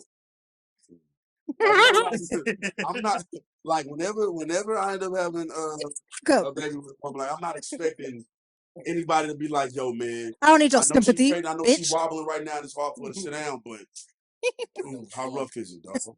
Hey, but what's crazy is I'm the kind of nigga that'll do that. Like, yeah, I know. I'm gonna check the lady first. Yo, how you doing? How's everything going? Pregnancy's going good? Yeah, cool. All right, what a man at? Hey, my brother, come talk to me. How you feeling? And that's how you feeling? Yeah, how you I feeling? am too. Like I'm not saying I wouldn't just. I would just be like, oh fuck them niggas. I don't care what they got. I know we're anomalies though, nigga. We're anomalies. You know what I'm saying? We're anomalies. Talk to y'all like, hey, bro, like y'all got how y'all even with you know the children that y'all do have, and it's just like I still ask y'all like, yo, how y'all dealing with fatherhood up to this point? So I definitely understand what you're saying, but I'm just saying in this particular conversation, it's just like. Yeah, and y'all weren't trying to compare, but I'm like, yeah, just making sure we not comparing it because that can get looked at kind of crazy. No, I was just making sure before it say continued. I just wanted to make sure he wasn't clearing anything that like, yo, the fathers still go through some things dealing with the women in that same sense. Yeah, my bad. Say, go ahead and continue, man. I knew it. My fault, bro. That's on me. I don't know what I was talking about, but then like everybody started injecting. I was like, all right, my bad. No, because you was getting onto the fact that the women go through things and shit like that. So I mean, like a lot of times, like women, they hear all these horror stories from others. So especially black women, they probably don't want to go through the process of holding that baby for 9 months, and again, health comes in the factor because some people they might be too small, they might be have other things that's going on with them. So that is their choice that they didn't want to have that child. So even if a man sits there and like they excited, they ready to have this baby, like they can't get mad if the woman doesn't want to have that child. Just like how the vice versa. But they can get mad about that child support, goddamn it. But another thing, like the child support, like even if you put like a man on child support, like they probably not gonna even know this child if they never been around this child, and then the child always gonna want that relationship. So it's always gonna be that thought in their mind, like, I wonder who my dad is. Well, the dad don't want nothing to do with you. Or you can say he's dead. Forced to be put on child support. He didn't want you. Or he probably doesn't really want anything to do with the mother for real. Is there a loophole? Because there's a lot of women out here that's on that bullshit. Is there a loophole to what you said about not on the birth certificate? Like, could the mother get a test done, and once it's proven who the father is? I think so. I think so. There might be a loophole. I know plenty of niggas I know plenty of niggas whose names aren't on birth certificates that has still got to pay child support. Child support. They can do a DNA test. Damn. Boom, boom, and then find a father. Damn. But I also I know, don't know if that's a how it lot of goes. niggas who names aren't on birth certificates that are not paying child support. Shit, my name is on the birth certificate and I'm not paying child support. You're active though. So I wanna say that Shout out to my in baby. order I'll for let the you go. DNA test to play a factor in that, they have to sit there and not claim their child. Because if they're not claiming them and you're not active like how we are, like then once they say, "Oh, that's not my child," you get the DNA test. That's when the courts and everything come in. And be like, "Oh, this is your child. You haven't been around. You haven't been present. You got to go ahead and pay this fee." And the courts, most of the times are always in favor of the mothers. It's hard for a man to get that full custody. You almost got to be a super nigga. Yeah, you know what I'm saying? I think so many black men have heard that too over generations that a lot of niggas don't fight like they need to. That's a small part of it. I do think courts can be in favor of other situations for sure. I know, but I think some men don't fight enough. Texas is one of them states that's pretty fair on it though. Texas is one of them states that's pretty fair. It's men that I've known in my life, so my experience is not everybody's experience. So I'm not trying to say this is all men, but I do think more men should keep fighting. Or just remain active. You niggas are active fathers in y'all situations. Yeah, because when me and my baby mama split, if I'd have took her to court, I'd have won that battle. I'd have won full custody. Yeah, I'd have won it. And you didn't do it for whatever reason you didn't do it for. We agreed not to. You know what I'm saying? And it's like, it don't make no sense. She knew I wanted to be in my daughter's life. Like, yeah, like, what? This baby gonna get supported. I don't give a fuck if you put me on child support or not. Like, this money's coming. Hell, in some situations, the mother get the court involved just because she really wants to be with the father. Mm-hmm. You know what I'm saying? That happens. There's a lot of ain't shit mothers out here that we don't talk about.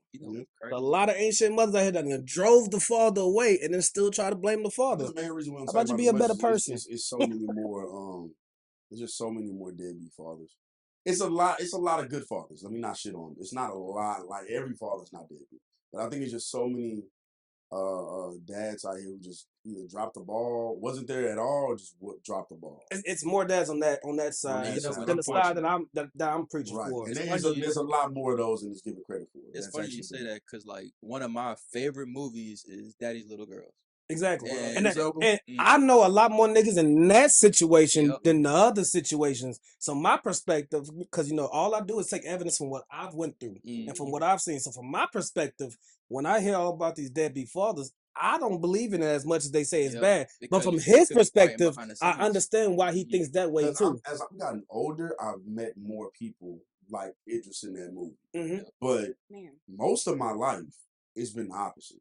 It's been somebody who had kids like that didn't, in my own experience and just other experience, that had a bunch of kids that wasn't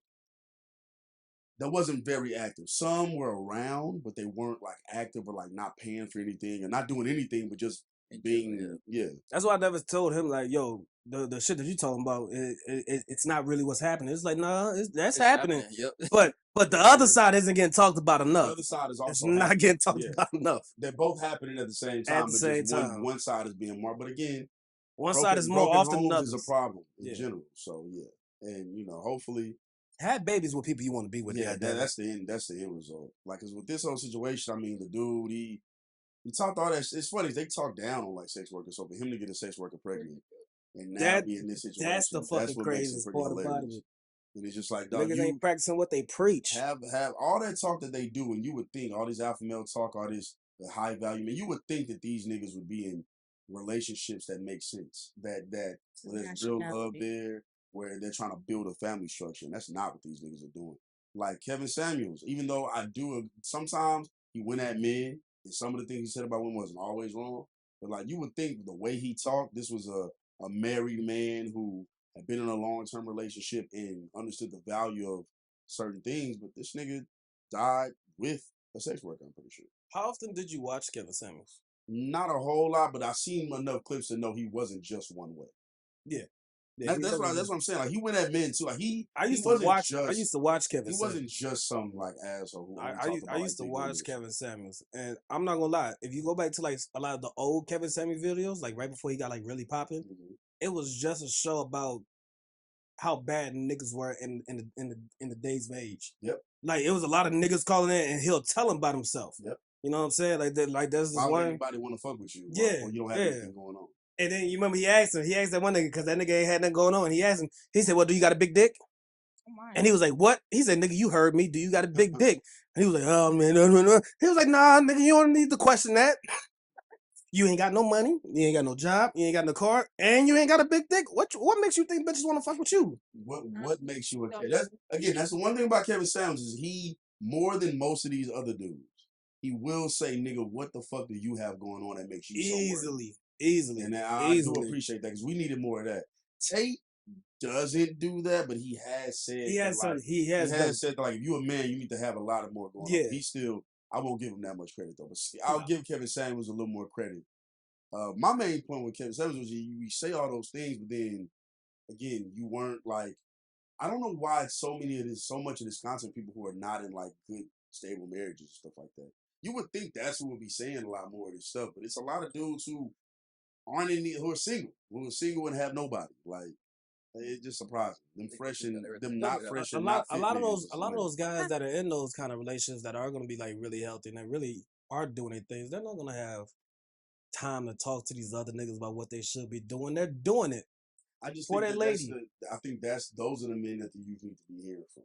That's why you need to talk to your OGs. Yeah. You know, most player niggas I know, and niggas that been in long marriages. Yep. Because to me, there's nothing more player than to get a woman to be wrapped around your finger for that fucking long. Yep. How the fuck did you get her to love you forever, nigga? Tell me. That is some player shit. She only loves you, nigga. How? Tell me how you did it. I'm not gonna lie, getting older, like being around more people who come from families of healthy two-parent households, being around more men who have been in long-term marriages and relationships. Yeah, bro. Like, I love that about my whole 20s. I've been meeting dudes like that since I was like 19, 20. And like, it's dope talking to them niggas because their perspective makes a lot more sense than what all these other niggas on YouTube be talking about. Like, they have way more understanding about how being a man actually works. Yeah. I think that's what it roots from. A woman being her element and a man being a man. If you're not thriving in, in yourself, you can't have a relationship with somebody else. You need to know yourself first. So do we believe in gender roles? It's funny, I was gonna say something about it, but what do you mean? Like I need to be in the kitchen? I mean, only if you decide to. Well, where were you in Puerto Rico? Because growing up, my mama look. Hey, cause look, growing up, and still to this day, my mama is not the cook in my family. That's hilarious. My father is. Yeah. That's right. Yeah, my father is the cook. His mama makes something once while, but his dad is my dad is the one that throws the fuck down in that kitchen. What? So it's just like growing That's up. love right there. Growing That's up, love. I thought the men cooked. My dad was always cooking growing up. So it's just like, oh shit. You know what? Like when my girl comes over to like family events, for me, because growing up I've seen like women make men plates, but like for me, I don't make her a plate if need be. Like I don't really trip on shit like that. Like a little small. Like to me, that's the shit you shouldn't trip on. That niggas are trying to they're trying to make discourses out of that. It's not that important. I don't even care about who's the moneymaker. As a man, you want to be the moneymaker, not because I want to be the moneymaker, not because of I care about a role, just because I want to be able to take care of my family in that way. Right. Yeah. But not because I think I'm less than if I don't. Like that's. But you're so bitch ass nigga if you think you're gonna get ran over because you don't make as much money as you. Right. Or if you think that you're not a man because you're not making more money than your girl. Like, there's way more to being a man than that shit. A lot of problems that some people have now, like, is that if the women make more money, then the men be getting jealous, envious. They feel like a lot of niggas do that though. And I'm like, why? Like, y'all supposed to be insecurity life together. Like, I mean, there's no reason to be insecure. Like, you have this woman, she's providing for herself. Like, she's able to take care of herself without you. Even though, like, it's a pride thing with men. Like, they want to be the breadwinner. They want to be the provider. They want to take care of everything. Like, if you're in a relationship, y'all working together. Yeah. Relationships are so much more 50. My money is your money and your money's my money. Like, your money's my money. To build a long-term relationship requires so much more 50. Unless you have like an incredible job, which in this economy, a lot of people don't.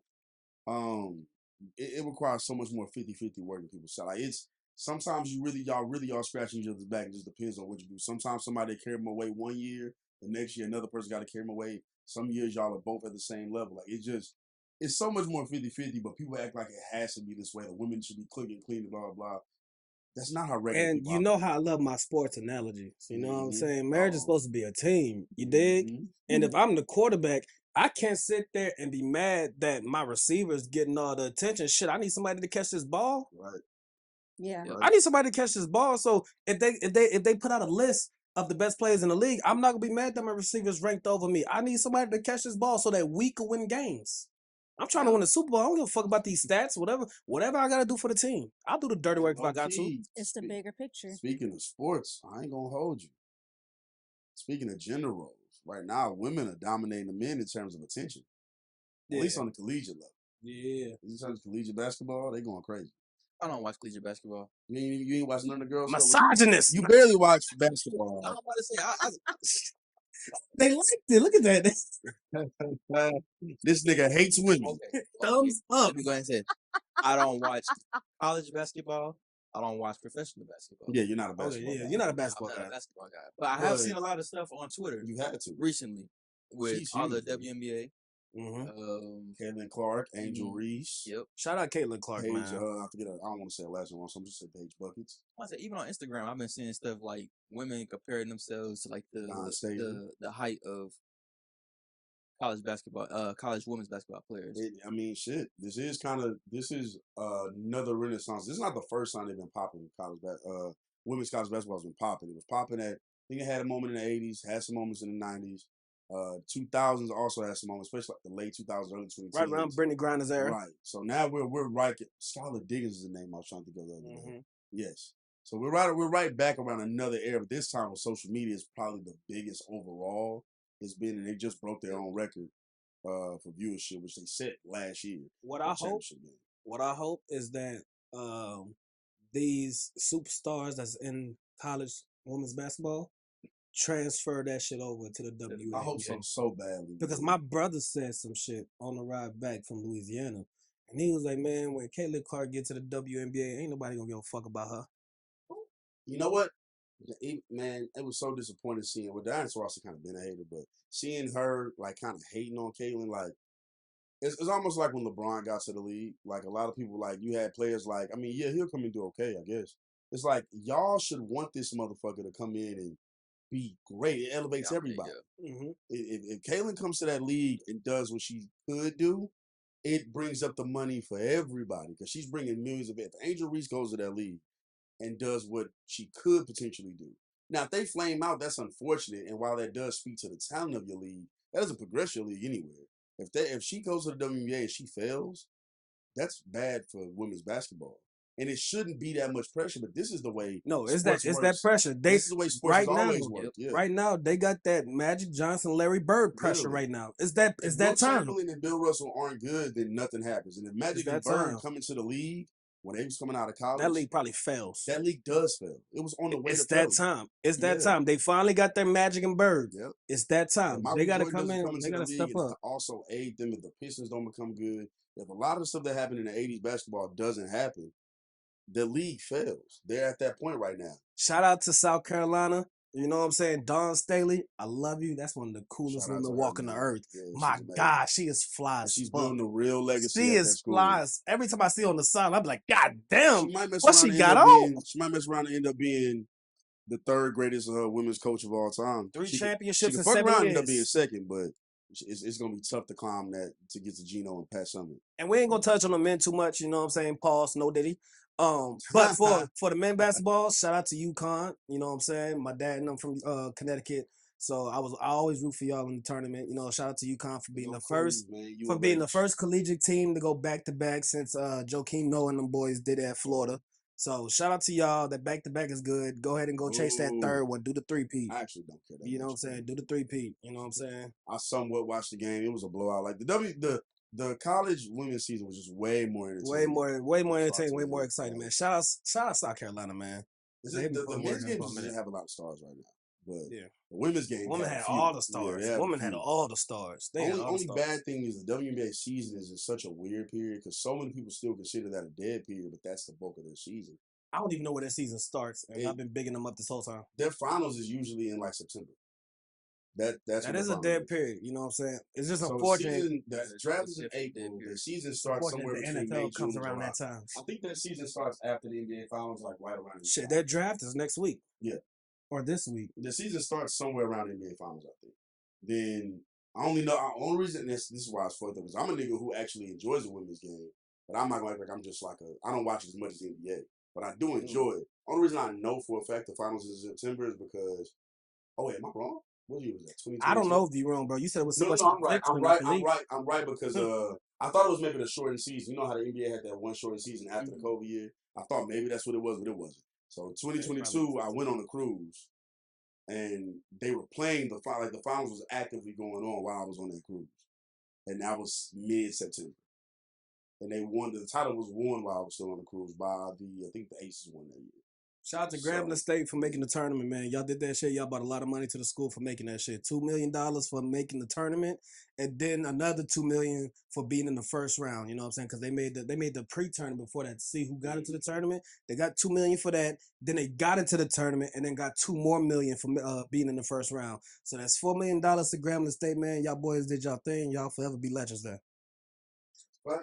Now, shout out to HBCU. Now, for the men in here and for the lady.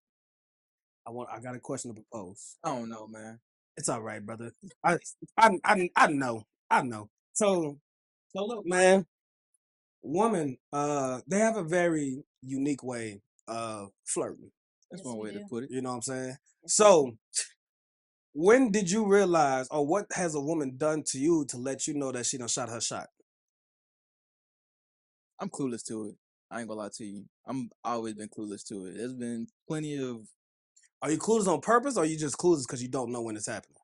So me, I like to be to myself.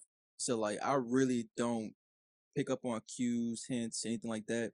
Socially awkward. So you just don't know that it's really happening. Yeah, I just don't know that it's happening. I don't know that it's. So you're real clueless. You're not just playing clueless. Yeah, I'm not playing clueless. So like, I don't notice it's happening until it's like too late, and then like somebody telling me this, it was like, damn, like you really could have been with that person, or that person was really into you. Like, yeah, that's the worst feeling. It is.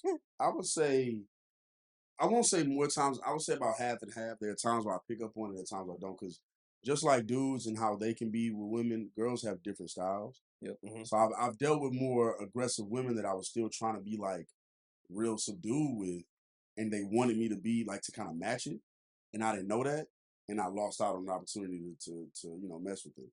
And then you get other situations where a girl may be more subdued about it or more chill about it. You took a crazy shot just now. So put some hair on your chest, boy. Put some hair on the that chest. shit ain't for the weak. Cues after that. They say Goose. They say Goose. Why your drink so strong? Cause I've been depressed, brother.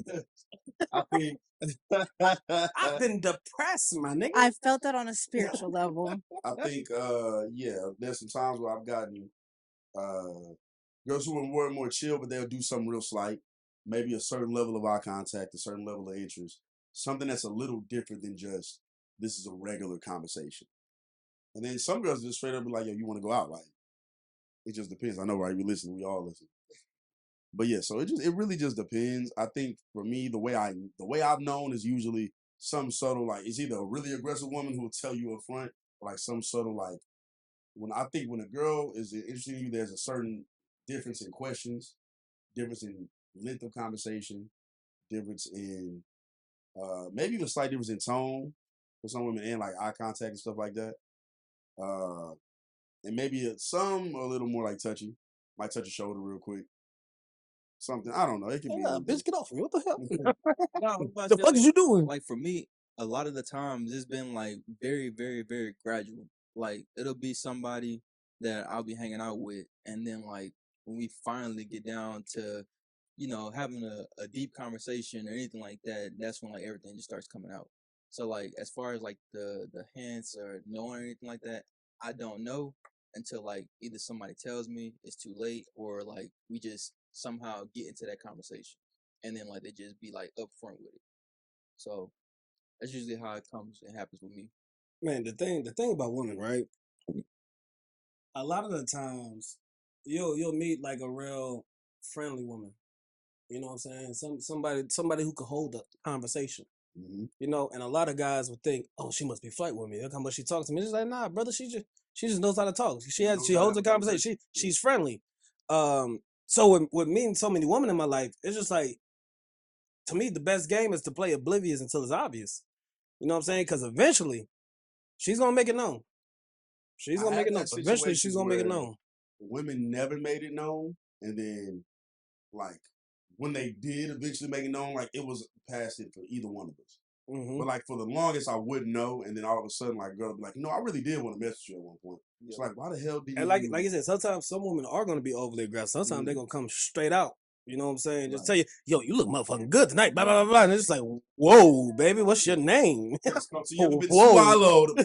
You gonna take me out first? Damn, shit. Yes, I also like ramen. Jesus Christ, what the fuck? So Z, yeah, we've been waiting to get to out of pocket for being the only lady. Put pants down. I can't ask you how do you know if a woman's shooting your shot.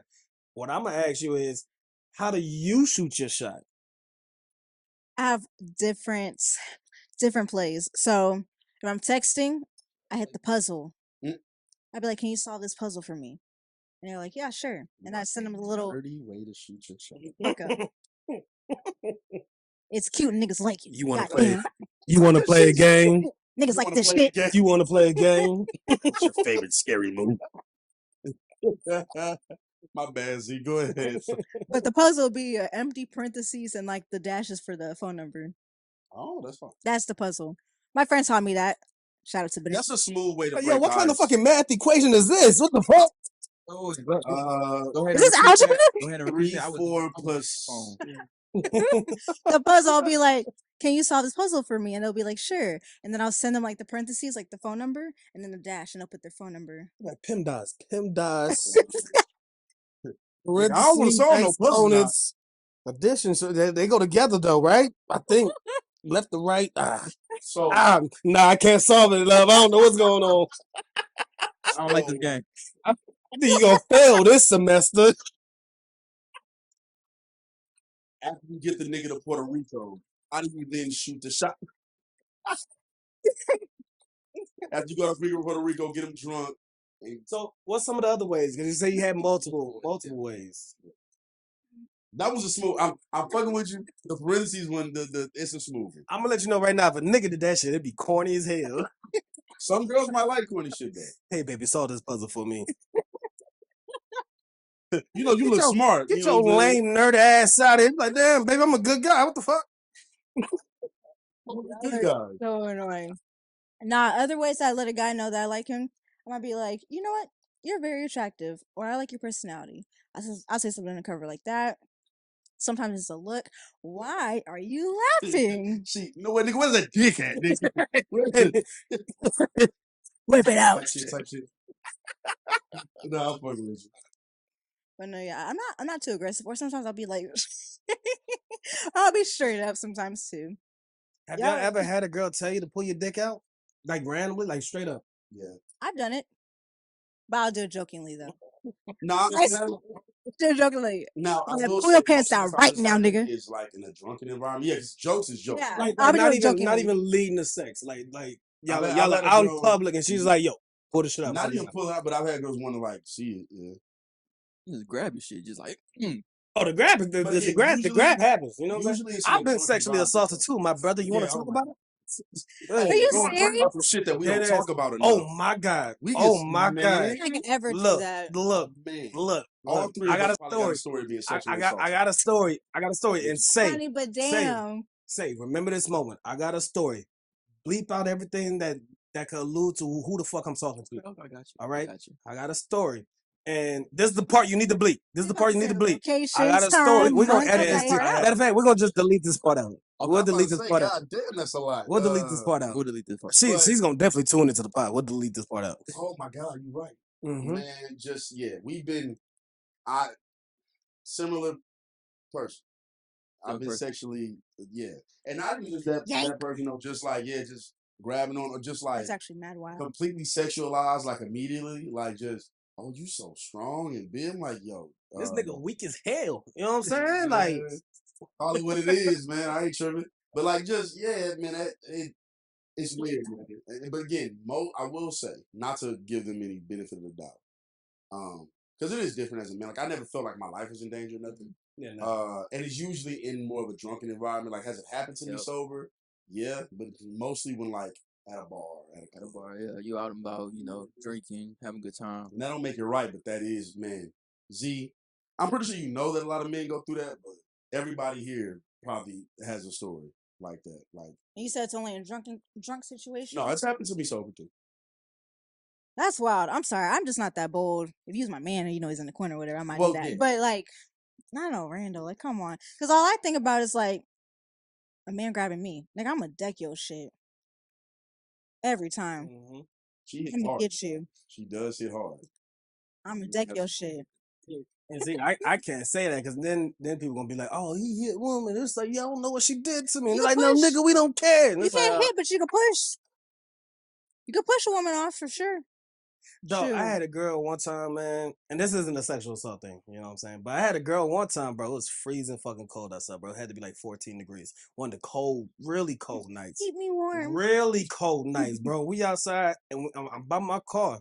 You know what I'm saying? I got a little drink in my car. I came back outside to get some drink. Son, we at the car and she was like, nah, pull it out right now. I want to suck it. And I was just like, In the cold. mama, it is 14 Do degrees you know how out right cold now. it is right now? This is not pull your dick out weather. Like, Like I said, he's struggled up. He cold right now. Mama, you we going don't, through the we don't got a lot rodeo? of height in the front court right now. yeah. You know what I'm saying? We're not as long in the tooth as we would normally be. What's The that? shoulders aren't as marching as much as they normally Ask me if I did it though. Yep. Did you do? Yeah. Hope you like shrimp, baby. Tell, baby. Little chicken nugget for your mind. This ain't the 20 piece, but it's gonna get you full, Warm baby. me up. Warm me up. Oh my. But it was way too God. cold. You gotta get it how you live. Ain't no wrong with that. Sometimes you gotta get it how you live. Sometimes you gotta live how you get it. You know what I mean? Wild. I just think, man, like, I think women would benefit so much more from shooting their shots. Hell no. I think so.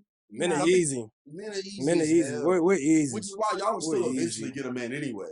But if y'all were just a little more upfront about it, not upfront about like sexual things, just like shoot your shot. Like, I'll tell you right now from firsthand experience. Yeah.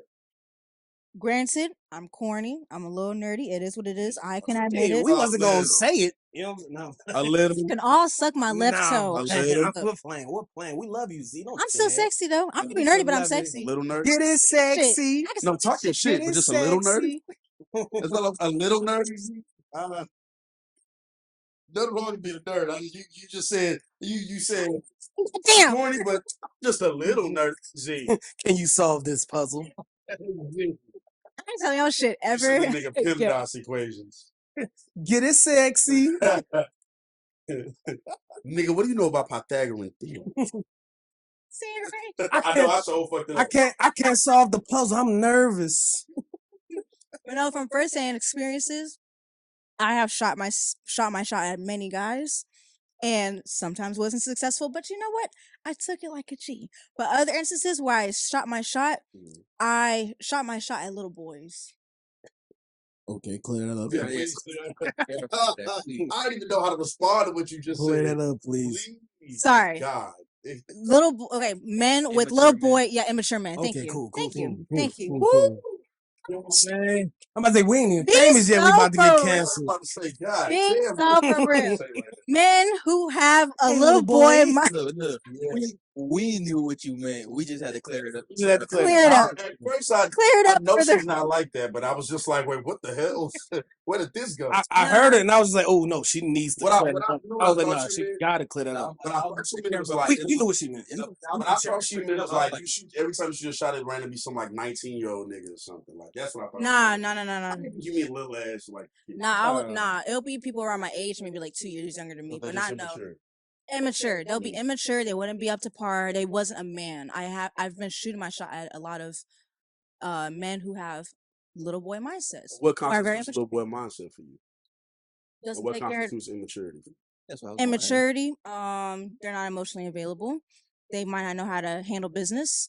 They might not have a job because they're so picky on what they don't want to do and just get a job for right now. And you should get one to hold it over till you can get what you want. So can I say something? A lot of Sure can. emotionally unavailable men, like women always say that, but like you never know what demons that dude fighting inside his head. Yeah, defend them niggas, say.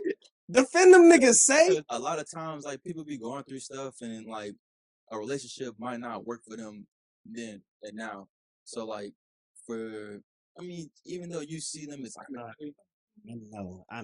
what? So all right, I'm gonna just give you another because I don't fully disagree with you. Okay. Nah, never. I But see where you at. there is some real Because there pushback are about some- to give you. Okay, go ahead. There is some times where the emotional unavailable thing comes from things, right? Mhm. What I was gonna say is because I mean, there's a difference between it coming from trauma and you never expressing that. Yeah. Because if that's the case, and this is I speak this for all men, as a nigga who was once emotionally unavailable and then struggled to become vulnerable. In my situations, what I'll always say is, if that's where you at with it, you don't need to be with somebody. Exactly. Don't. That's why I was You don't trying need get to be to, with but somebody, y'all- or y'all No, don't. I got you. It's just that when My she's perspective saying be a that, little different. Okay. right? And I don't think we got to say yeah. What I'm saying is, if she's saying is like she's dealt with dudes who were emotionally unavailable. I'm assuming they didn't handle it well when she told them you're emotionally unavailable, and like, but they still chose to try to rock with her, knowing that they weren't available or vulnerable. And like for me, my vulnerability part of it my lack of it came from women in my past life, like being vulnerable and it backfired.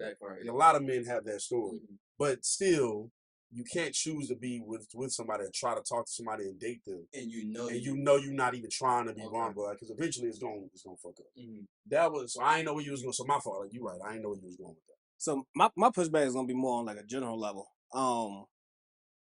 A lot of times, you know, a lot of niggas use that as like a little cop out. You know what I'm saying? Oh, I'm not emotionally available. I'm going through this, that, the third. Look here. I've dealt with. Oh yeah, go ahead. Look, I've dealt with plenty of women to where I know I wasn't emotionally available, but since I liked so and so much, I made myself available for her. That is a choice. You did the work. That is a choice, because if a woman really does fuck with you and you make yourself available to her, no matter what you're going through or kind of whatever, you know, negative things you got going on, you might not have a job, you might not have this, that, the third. If she really fucks with you and you make yourself available, she's gonna overlook that shit. Mm-hmm. So there's a lot of times to where if a nigga isn't really emotionally available, maybe he just don't want to fuck with you like that. That's what it is a lot of the time. Maybe he just don't want to fuck with you like that, and that's a better excuse than breaking your heart. Sorry, niggas, we letting out the secrets today, but that is a lot of times there's a better excuse than saying, baby, I don't really want to fuck with you, but you cool. Hey, Steve Harvey, you know what I'm saying? Secrets out, man. No, because it's the worst kept secret. Like, man, I've had female homegirls and stuff like that. It's like, well, female homegirls, female homies. I just that was oxymoron. But I got homegirls. Yeah, you know what I'm saying. But it's just like, yo, like if this dude is not being emotionally available, and you've been dealing with this nigga for 5 months. At one of them earlier months, it should have been over already. Like this nigga's not. He's not even trying to express why he's not available. He's whatever bullshit excuses. Like most likely, the nigga just doesn't want to do that for you. If he's explaining himself and he's trying, that's one thing. But some niggas don't even be trying, and they still get whatever they want. It's like, yo, at some point you gotta recognize that nigga just don't want you like that. He's out. He's not willing to put it. Not even willing to tell you why he's struggling to put in the work. Like he's just not doing anything. It's like shit. I mean, like that video on your Instagram. The girl saying all that shit like, you aren't there for me, you aren't emotionally available, blah blah. Nigga just shit. I be chilling. Like it's like that nigga don't care. That nigga don't give a damn. does not give a fuck about what you got. He just wanted company, and you dumb enough to stick around. You know what I'm saying? Pull up with that. And there's been a lot of niggas that done fucked up the game by trying to play it that way. Yep. You know, try to strain his woman. They don't want to be the bad guy. You know what I'm saying? They don't want to break the heart. Yep. You know, they don't want to have that tough conversation. So they dance around the topic and try to act like it's something more than what's really going on. And it really is. At the end of the day, like, yo, you just don't want to fuck with shorty. Mm-hmm. And that's okay. Let her know that. So, you know what I'm saying? Whatever next good guy that comes in her life could actually show her what being a good guy is. I the bad guy before for that exact reason. Maybe not wanting to break nobody. Like maybe wanting to or express it in a way where it doesn't make it seem like it's horrible. Because sometimes, and this is a low key thing, women don't take certain things very well. They don't. So but you gotta deal with it. I've had conversations with women where I done sat outside with them and they cried. I'm just like, I thought you liked niggas that was honest. Like, you want and to now- still be vulnerable. What so time? you're like, yo, we need to. We aren't trying to build anything. Every time we do try to build it, you just go back to the same old thing. We don't need to do this. And it wasn't taken as well as it could have been. Or a girl that I was talking to that moved out of town. I knew I was not going to be faithful if this person stayed on another coast. I'm like, yo, we should stop now. It's been a great couple of weeks, but it's not. We already know what's happening. Go pursue your career. Cuss me smooth up. I'm just like, damn. You stupid ass bitch I ass didn't go nigga. off on her. She And, was like, and that's okay. Sometimes you gotta be the sometimes you gotta villain. take that. She was like, I don't, and she eventually apologized. Whatever helps your story, baby. And she was just like, Whatever how helps does nobody somebody's want to story. like fight to be with me? I'm like, yo, we're barely gonna see each other. I Are wasn't you even in a fight financial position. worthy? Oh, that's crazy. That was crazy. Are But you it's fight true. worthy? One, do you even know if I deem you that way? But two, and the most important thing, at least for me in that situation, was, Shawty, I don't got money to fly to California. Like, where you at? The West Coast. So I don't have money to fly. Like, this is not gonna work. So This is not. I'm just gonna be in the H, and I'm gonna chill and do what I'm already doing. So that's I just think it's That stems from issues too, because everybody, it's like we all have a reality check, but when a reality check comes, it's like, oh, trigger, and that's probably why she cussed you out. Probably has attachment issues. A lot of niggas didn't stick around for whatever reason. She's like, damn, another one. Not good enough. a lot of men have those fake down bad issues. No. Really, they're just irresponsible. And a lot of women have attachment issues. A lot of women, and you know what? Just truthfully on both sides, but sometimes that you just aren't good enough to that nigga. Like whoever that nigga might be, you just weren't that girl to that nigga. You just ain't the kind of girl he looking for. Like he said, no, he just so You you ain't the the kind weakest of girl link. I'm looking for. It's not. It wasn't going. It wasn't happening. That's just what it is. Sometimes people need this. People need to accept that. Men too. Men when they Oh get my rejected. God, men. When they get rejected by Dog. a woman, it's like, why that bitch the woman? Because dog, she didn't want you, Cause she bro. didn't It's want you, not family. Ooh, I got a Yo, question. she didn't want you. She Oh, got a come call. on. She done caught the Holy Bro, Ghost. no, someone at work, he was being like, man, women really don't understand how hard men have it. Women really have it easy. Hold on. Let me finish. No, He was like, I'm with you. it's like I need all y'all's point of view on this, because I was like, anyways, he was like, women have it real easy. Someone came into the restaurant and she was there with her boyfriend, and the woman was flirting with the server, and then the guy who was making these comments was like, see, that's why all women deserve to be by themselves. Bro, homie goes in like every other shift. And he showed me an article. Of a woman who she pretended to be a man for like a couple of years. It was research. Then she turned to lesbian slash transgender, because I don't think she actually did the procedures, but so that happened, and then she ended up killing herself because she understood the pressures of a man, and he was just like, oh yeah, that's how it is. She understands it. So what are y'all's thoughts on that? She didn't understand that she off herself. You said what? I'm saying she did before they understand that she off Oh herself. my God. That's crazy. So That's crazy. I don't mind starting off because That was a lie. I was like, "Ooh, information! Spit it out." Oh man. Okay. My bad for kind of interrupting what you were saying. I'm done. No, I'm talking about when you were saying it earlier. No, you good. I was with him until he said women have it easy. I think he's right that, and we joked about it already, like how, like he said earlier, yo, nobody want to hear what the man got to go through. Like we really do have it harder than it's advertised, especially being black men. It's not easy. Of course, black women have it hard, and in some cases harder. So this is not me comparing it. It's just me saying, like, I agree with his first part of him saying people don't know like how hard it is for men sometimes. They think it's just easy. They think it's just y'all can just do it. It's like, yo, we don't benefit from the things y'all think we benefit from, especially if we're not from certain communities either.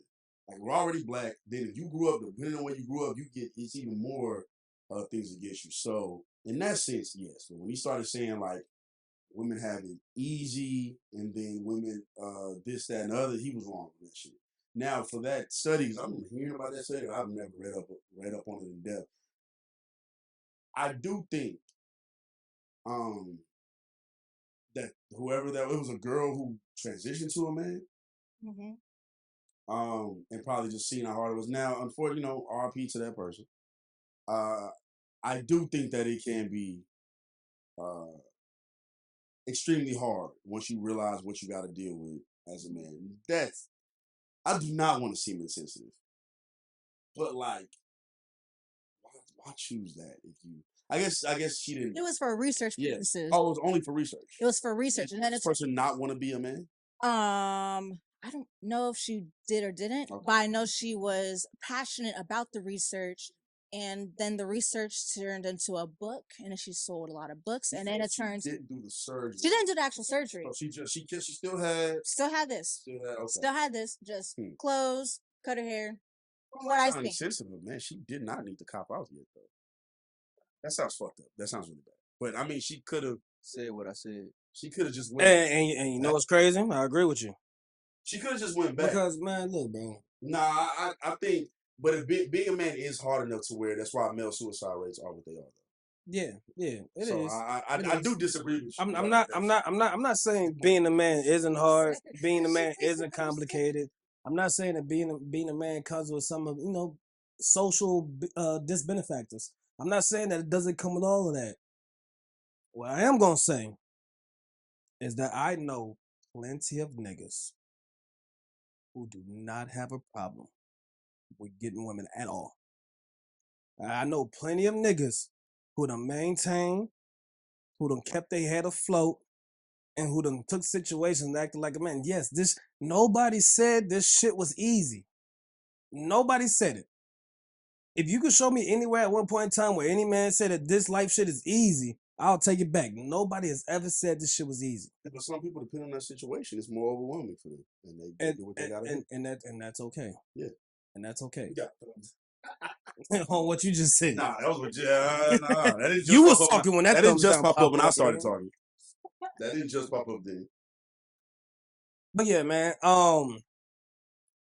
At the end of the day, man, the journey into becoming a man is realizing kind of what it takes for other people, especially like the gender that you're chasing, to realize you are who you say you are. And the problem is that, bro, if you are lying to yourself, who the fuck is? We're not gonna believe you. Yeah, who's gonna believe you? You're lying to yourself about who you are, and then gonna come out here and try to lie to everybody else around. We don't believe you. That's why it's fucking hard. That's why it's hard. Man, that's for some people. Yeah, they're lying to themselves. I think for some men, women, but again, I think male suicide rates are like that. Not even because majority of niggas are lying to themselves and getting to that point. I don't think that's why. I think that's kind of a slightly short-sighted way to see it.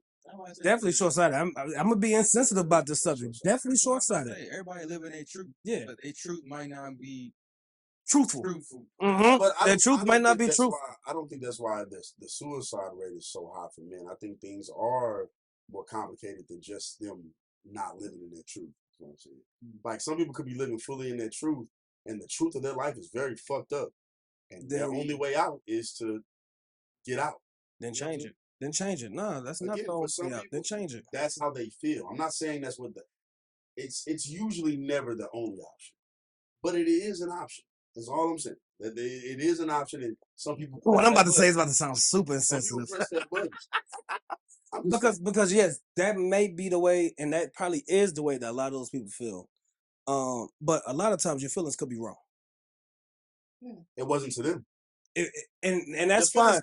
That person could feel like 2 + 2 = 6, but at the end of the day, that's not the case. They felt like you didn't work through the problem enough. I think that's a little different though, because again, they could have, but then some of them could have. Some of them really could have had one of them lives. I'm not saying this for everybody, because I get what you're saying. Some of them could have had lives where they have kept trying. They kept getting knocked 12 steps back, and it became too much, and they didn't have the mentality you have. Sometimes it is overwhelming, and for a lot of the times it's overwhelming. And they didn't want to rely. They went to a vice.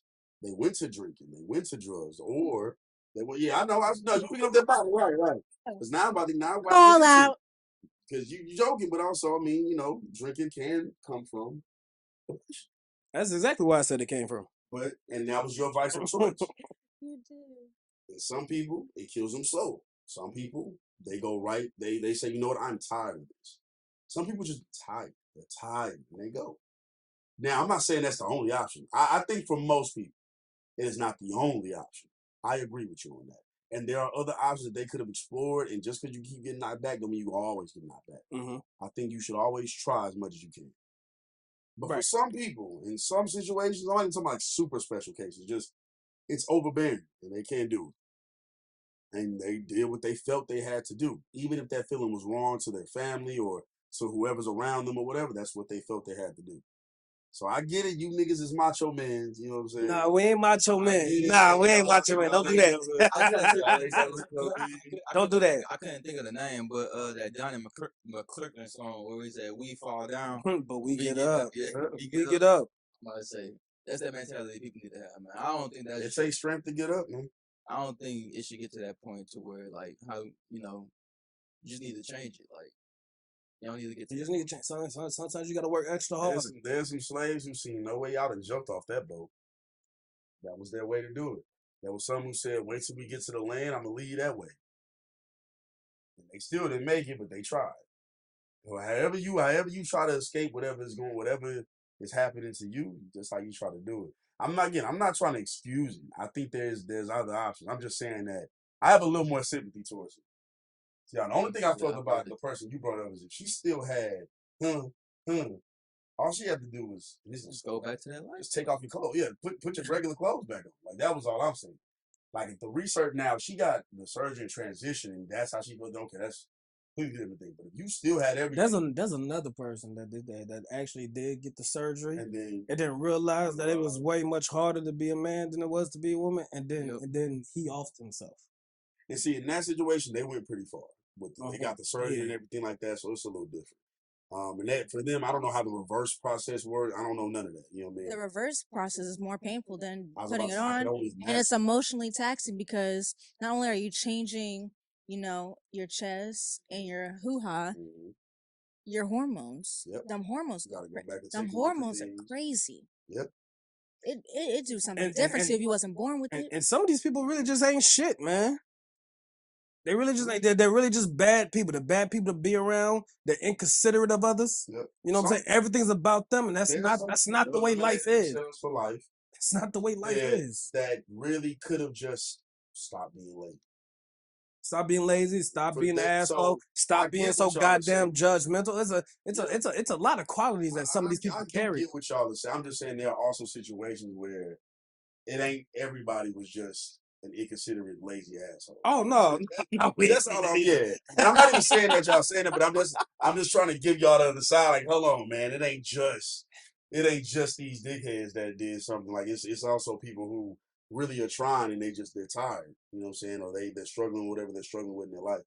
So it's just unfortunate all the way around. And that's why I'm gonna kind of spin back to the point where it's just like, yo, if you're lying to yourself, like, if you don't believe yourself, what makes you think other people gonna believe you? You might be a terrible person. Right. You might be an asshole. You might be a dickhead. You might be inconsiderate. I do think more people are not as great as they think they are. A lot of people. I had to come to that revelation, even by myself. Like I think I'm good in some areas, but some areas I may have been inconsiderate without knowing it, or just like you never really know what you're doing to other people until you either actually step outside yourself and view it, or somebody tell you. And then these people, what some of them think. Well, some of the things when I hear these stories and I read these articles and I read these reports and everything like that, they think that the world is going to adapt to them. Yep. What fucking world do you live in? Simulation. What makes you think the world is going to adapt to you, motherfucker? Yep. Wake up. Yep. Why you think the world's going to adapt to an asshole? You are an asshole, sir, ma'am. Sir, them, they. You are an asshole. You're a bad person. Yeah. Why you think you don't have a lot of friends? You're bad to be around. Change yourself. Work on yourself. Stop trying to make the world work around you. I had to make that realization with capitalism. I hate capitalism, but I can't change this system. So you got to work within it. You got to do something. I don't like the way the system works. I don't like what it operates under. On its core, it could be good, but the way America operates it, I don't like. However, I'm not fucking powerful enough to change anything about it. So it's either sit around and sulk or work within it. Maybe you a Debbie Downer. Maybe every time you're around, you just bring the vibes down. Don't nobody want that shit around. That's true. Like, can we get a little realistic here? Don't nobody want that shit around. You know, something you said earlier about what your brother said.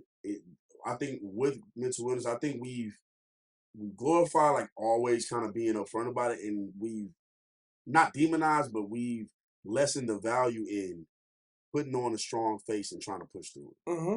I do think that. I think not enough people really try to push through it as much as they used. Like at one point you had to. Now that we don't have to, people I think bank too hard on.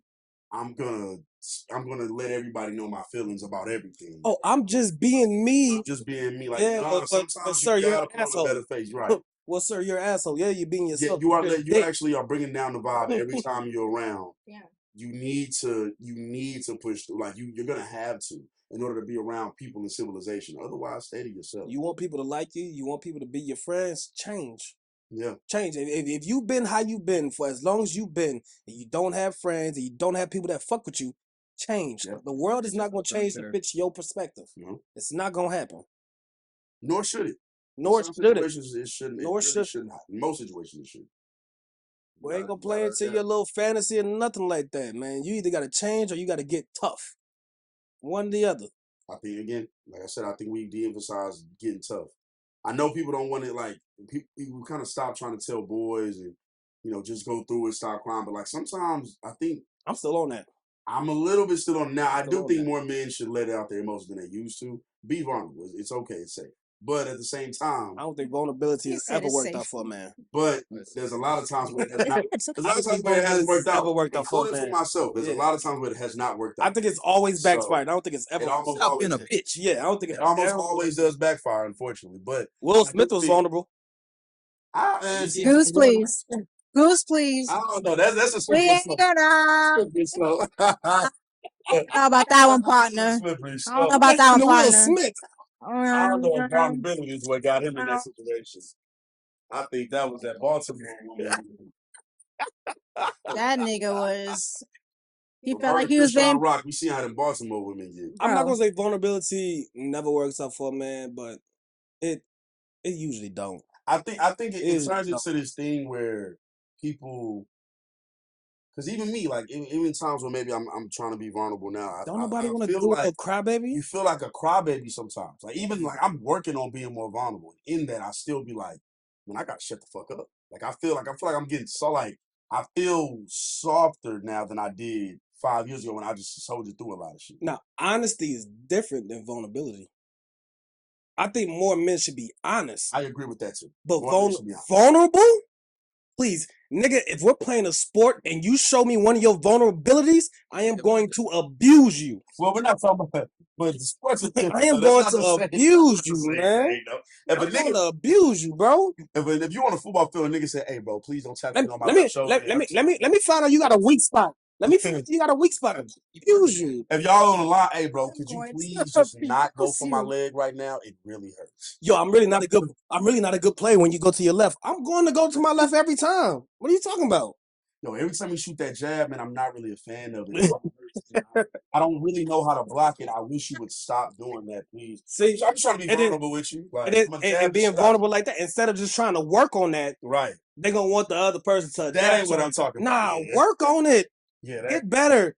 You can't stop the drive. Get better at stopping the drive. God damn it. What the fuck? I'm not talking about vulnerability in that sense. But I mean, just being more open with your emotions is all I'm talking about. If you, don't. I'm going to job you. Honest. I'm just being upfront with you guys. I'm actually not a good people person for this customer service job. I will abuse you. That's stupid. I'm going to abuse you. Now, honestly, more men need to be honest. More men need to be. I think all men need to be especially honest. with their intentions. I think too many niggas are not honest about their intentions. Honesty is very attractive. Y'all say that, but I don't know how much I believe. No. I'll fuck with a nigga who says I'm fucking on 8 bitches versus that one who's hiding his entire life. I'm glad I know he's starting to say that because that was not the thing that people would say. Or you know what? When women would say it, I think the reason why men lied, I'm not defending it because I agree with you on that since they need to be honest. And I think that's what he's saying too. But the reason why men would lie is because they knew they wouldn't get what they wanted if they told the truth, right? However, not if she really fuck with you. Not if she really fuck with you. Not if she really fuck with you. And that's the key. A lot of these dudes were trying to get at women that didn't really want to fuck with them and only would under certain conditions. But some women, every woman's not looking for marriage right now, nigga. So I mean, if that's what you want, and that's what you want. And that's life. You're not gonna always get what you want. You could try it, but you just not. And you just have to deal with it. Word. We about to go into another conversation. This probably gonna be our last conversation here. What can I say? Don't worry, I'm about to say it. Danger I'm about to say it. Man, I saw something on Twitter, and it was a woman's podcast. You know what I'm saying? So I'm not speaking from men's side. This is a woman's perspective. This is what she said. She said most women can't love unconditionally. And from my experience, most men do love unconditionally. How y'all feel about that? God damn, I ain't gonna lie. I think that's true. How y'all feel about that? And not that I think that women should always. Only women who I think should love you unconditionally is your mama, your grandmother, your auntie. You know what I'm saying? Your cousin, like family. After that, and maybe friends.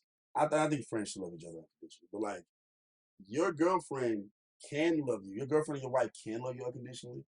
But that love definitely comes with conditions, nigga. You can't just. Your mama can love you. You just the most ain't shit nigga in the world. Your mama gonna love you if you murder 30 people. You know what I'm saying? I was gonna say, That's my baby. He ain't mean it. the only true She pissed unconditional him off. love that I feel like I could pinpoint is like relationship between children and their parents. Yeah. I said everything else. I mean, sometimes you get family, but sometimes you get family loves on conditions. So I think women should love. You know what? I got a hot take about that. I think women should love more conditions. Well, I think they do in spurts, but I think some women give up so much of themselves for a guy who's not only proven he ain't gonna be shit, but doesn't even want to be shit. You hear the stories just too often. But sometimes women are just used to what they used to. They're used to what they used to. Let's talk about it. They'll love unconditionally to somebody who clearly needs conditions. Sometimes they just like that shit. At the end of the day, they don't want to admit it.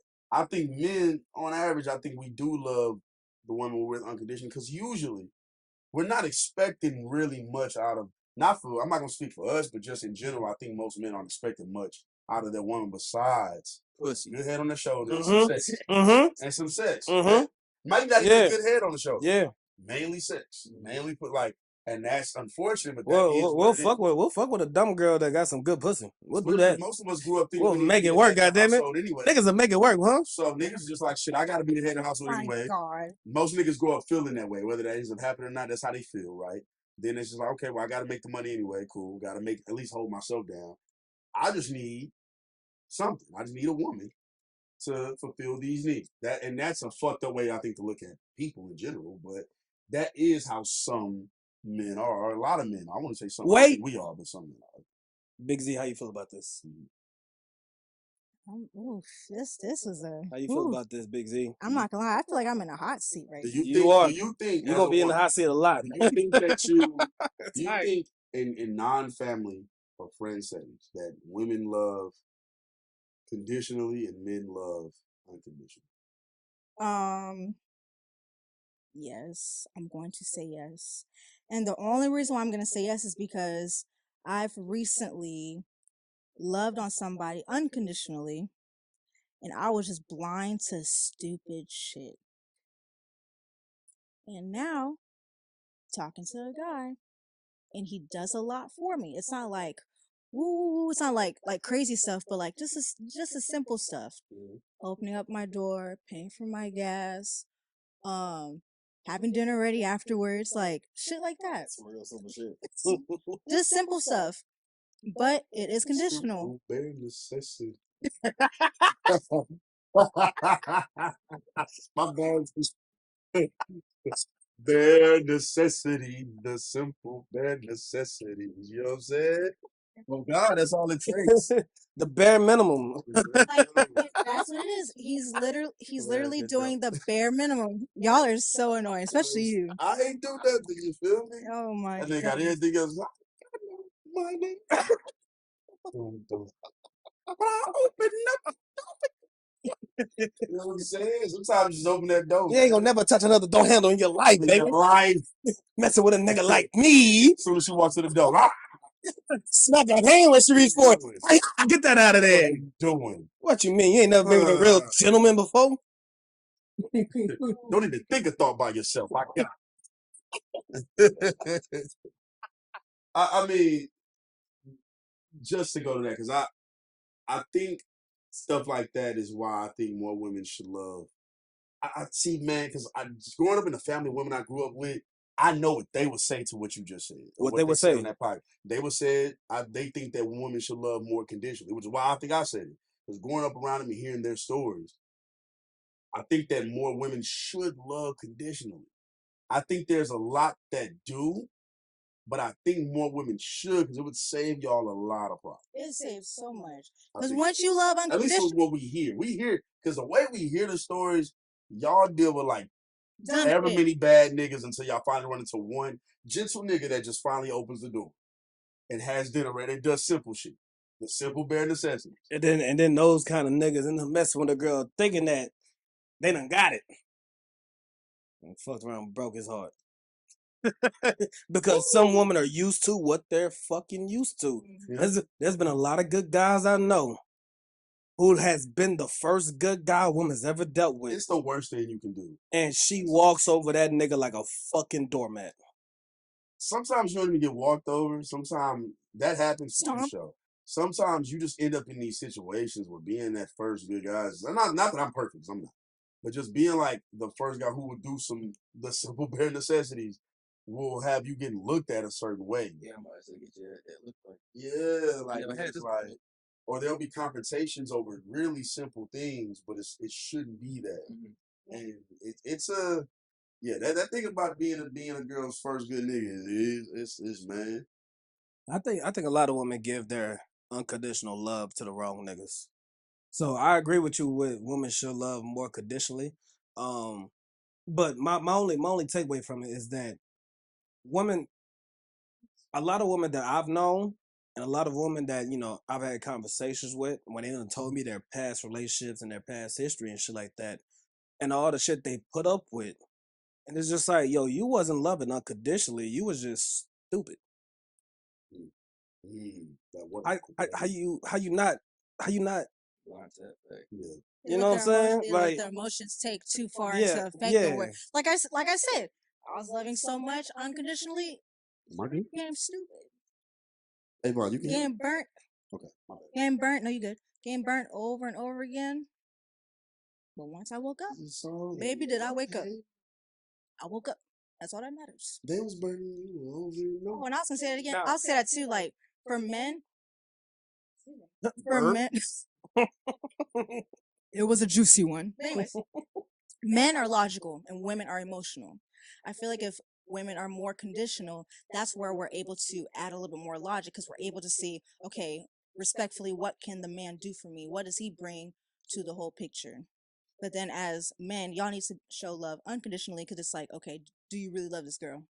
Are your emotions really in it? Because y'all think logic is first for y'all.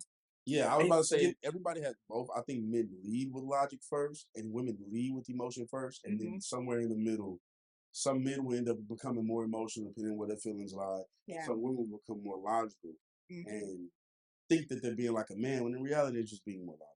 I think a truthfully logical man is a rarity nowadays. I think a lot of men are way more emotional than what they give off, which makes them liars. Which is why I say men should be more honest. Because a lot of these times they putting on his front like they're being super logical. But when you go back and look at the arguments y'all done had, that nigga was probably emotional than a bitch. He was probably emotional as hell in a lot of the arguments that anybody has had. Say, like, you be like, yo, you being emotional. Like, what are you being emotional? Like, yeah. But yo, then why are you screaming right now? What the fuck? We're not raising voices right now. I had to realize I had more emotions in myself that I didn't like. Because again, I spent years like kind of being more stoic and more just like I'm not really too worried about this shit like that. Like I wasn't really hiding nothing or lying about it. Just when you start actually loving somebody, the emotions come out that you didn't even really care to have because you was just messing with whatever girl you was messing with. It wasn't no love thing. You didn't care about this girl. So when she's gone or not gone, you didn't care. But when you start trying to love people and grow with somebody, you start finding you got way more emotions than you think you did. And see, the niggas that fuck the game up is the niggas that try to move that way and they want to say they're being logical, but the basis of the problems that you're dealing with is that you're low key emotional. So you're trying to be high key logical and low key emotional. That is just like, brother, you're lying to her, you're lying to yourself, you're lying to everybody. That's why shit's not working out for you. So I'll acknowledge it. Something I feel is definitely is rooted in some emotions. I'll even say my feeling could be wrong on this, but it's just how I feel. Like a lot of niggas, especially from stories that me and you hear, man, it's a lot of niggas out here that's way more emotional. They chatty patties, they emotional, they cry about everything. Some of these niggas is really bitch ass niggas. And Bitch ass nigga. it gets to a point where it's like, dog, like, I hear you trying to apply logic to this, but at the core of this, dog, you just emotional. You're emotional. You're emotional. And then some clicking. niggas, my bad, what you was gonna say, Z? It just ain't clicking, that's all. It's not clicking. It's not clicking at all. And then with some niggas, right? They'll get to a moment to where they might be dealing with a chick, right? And she's gonna do something that he genuinely doesn't like.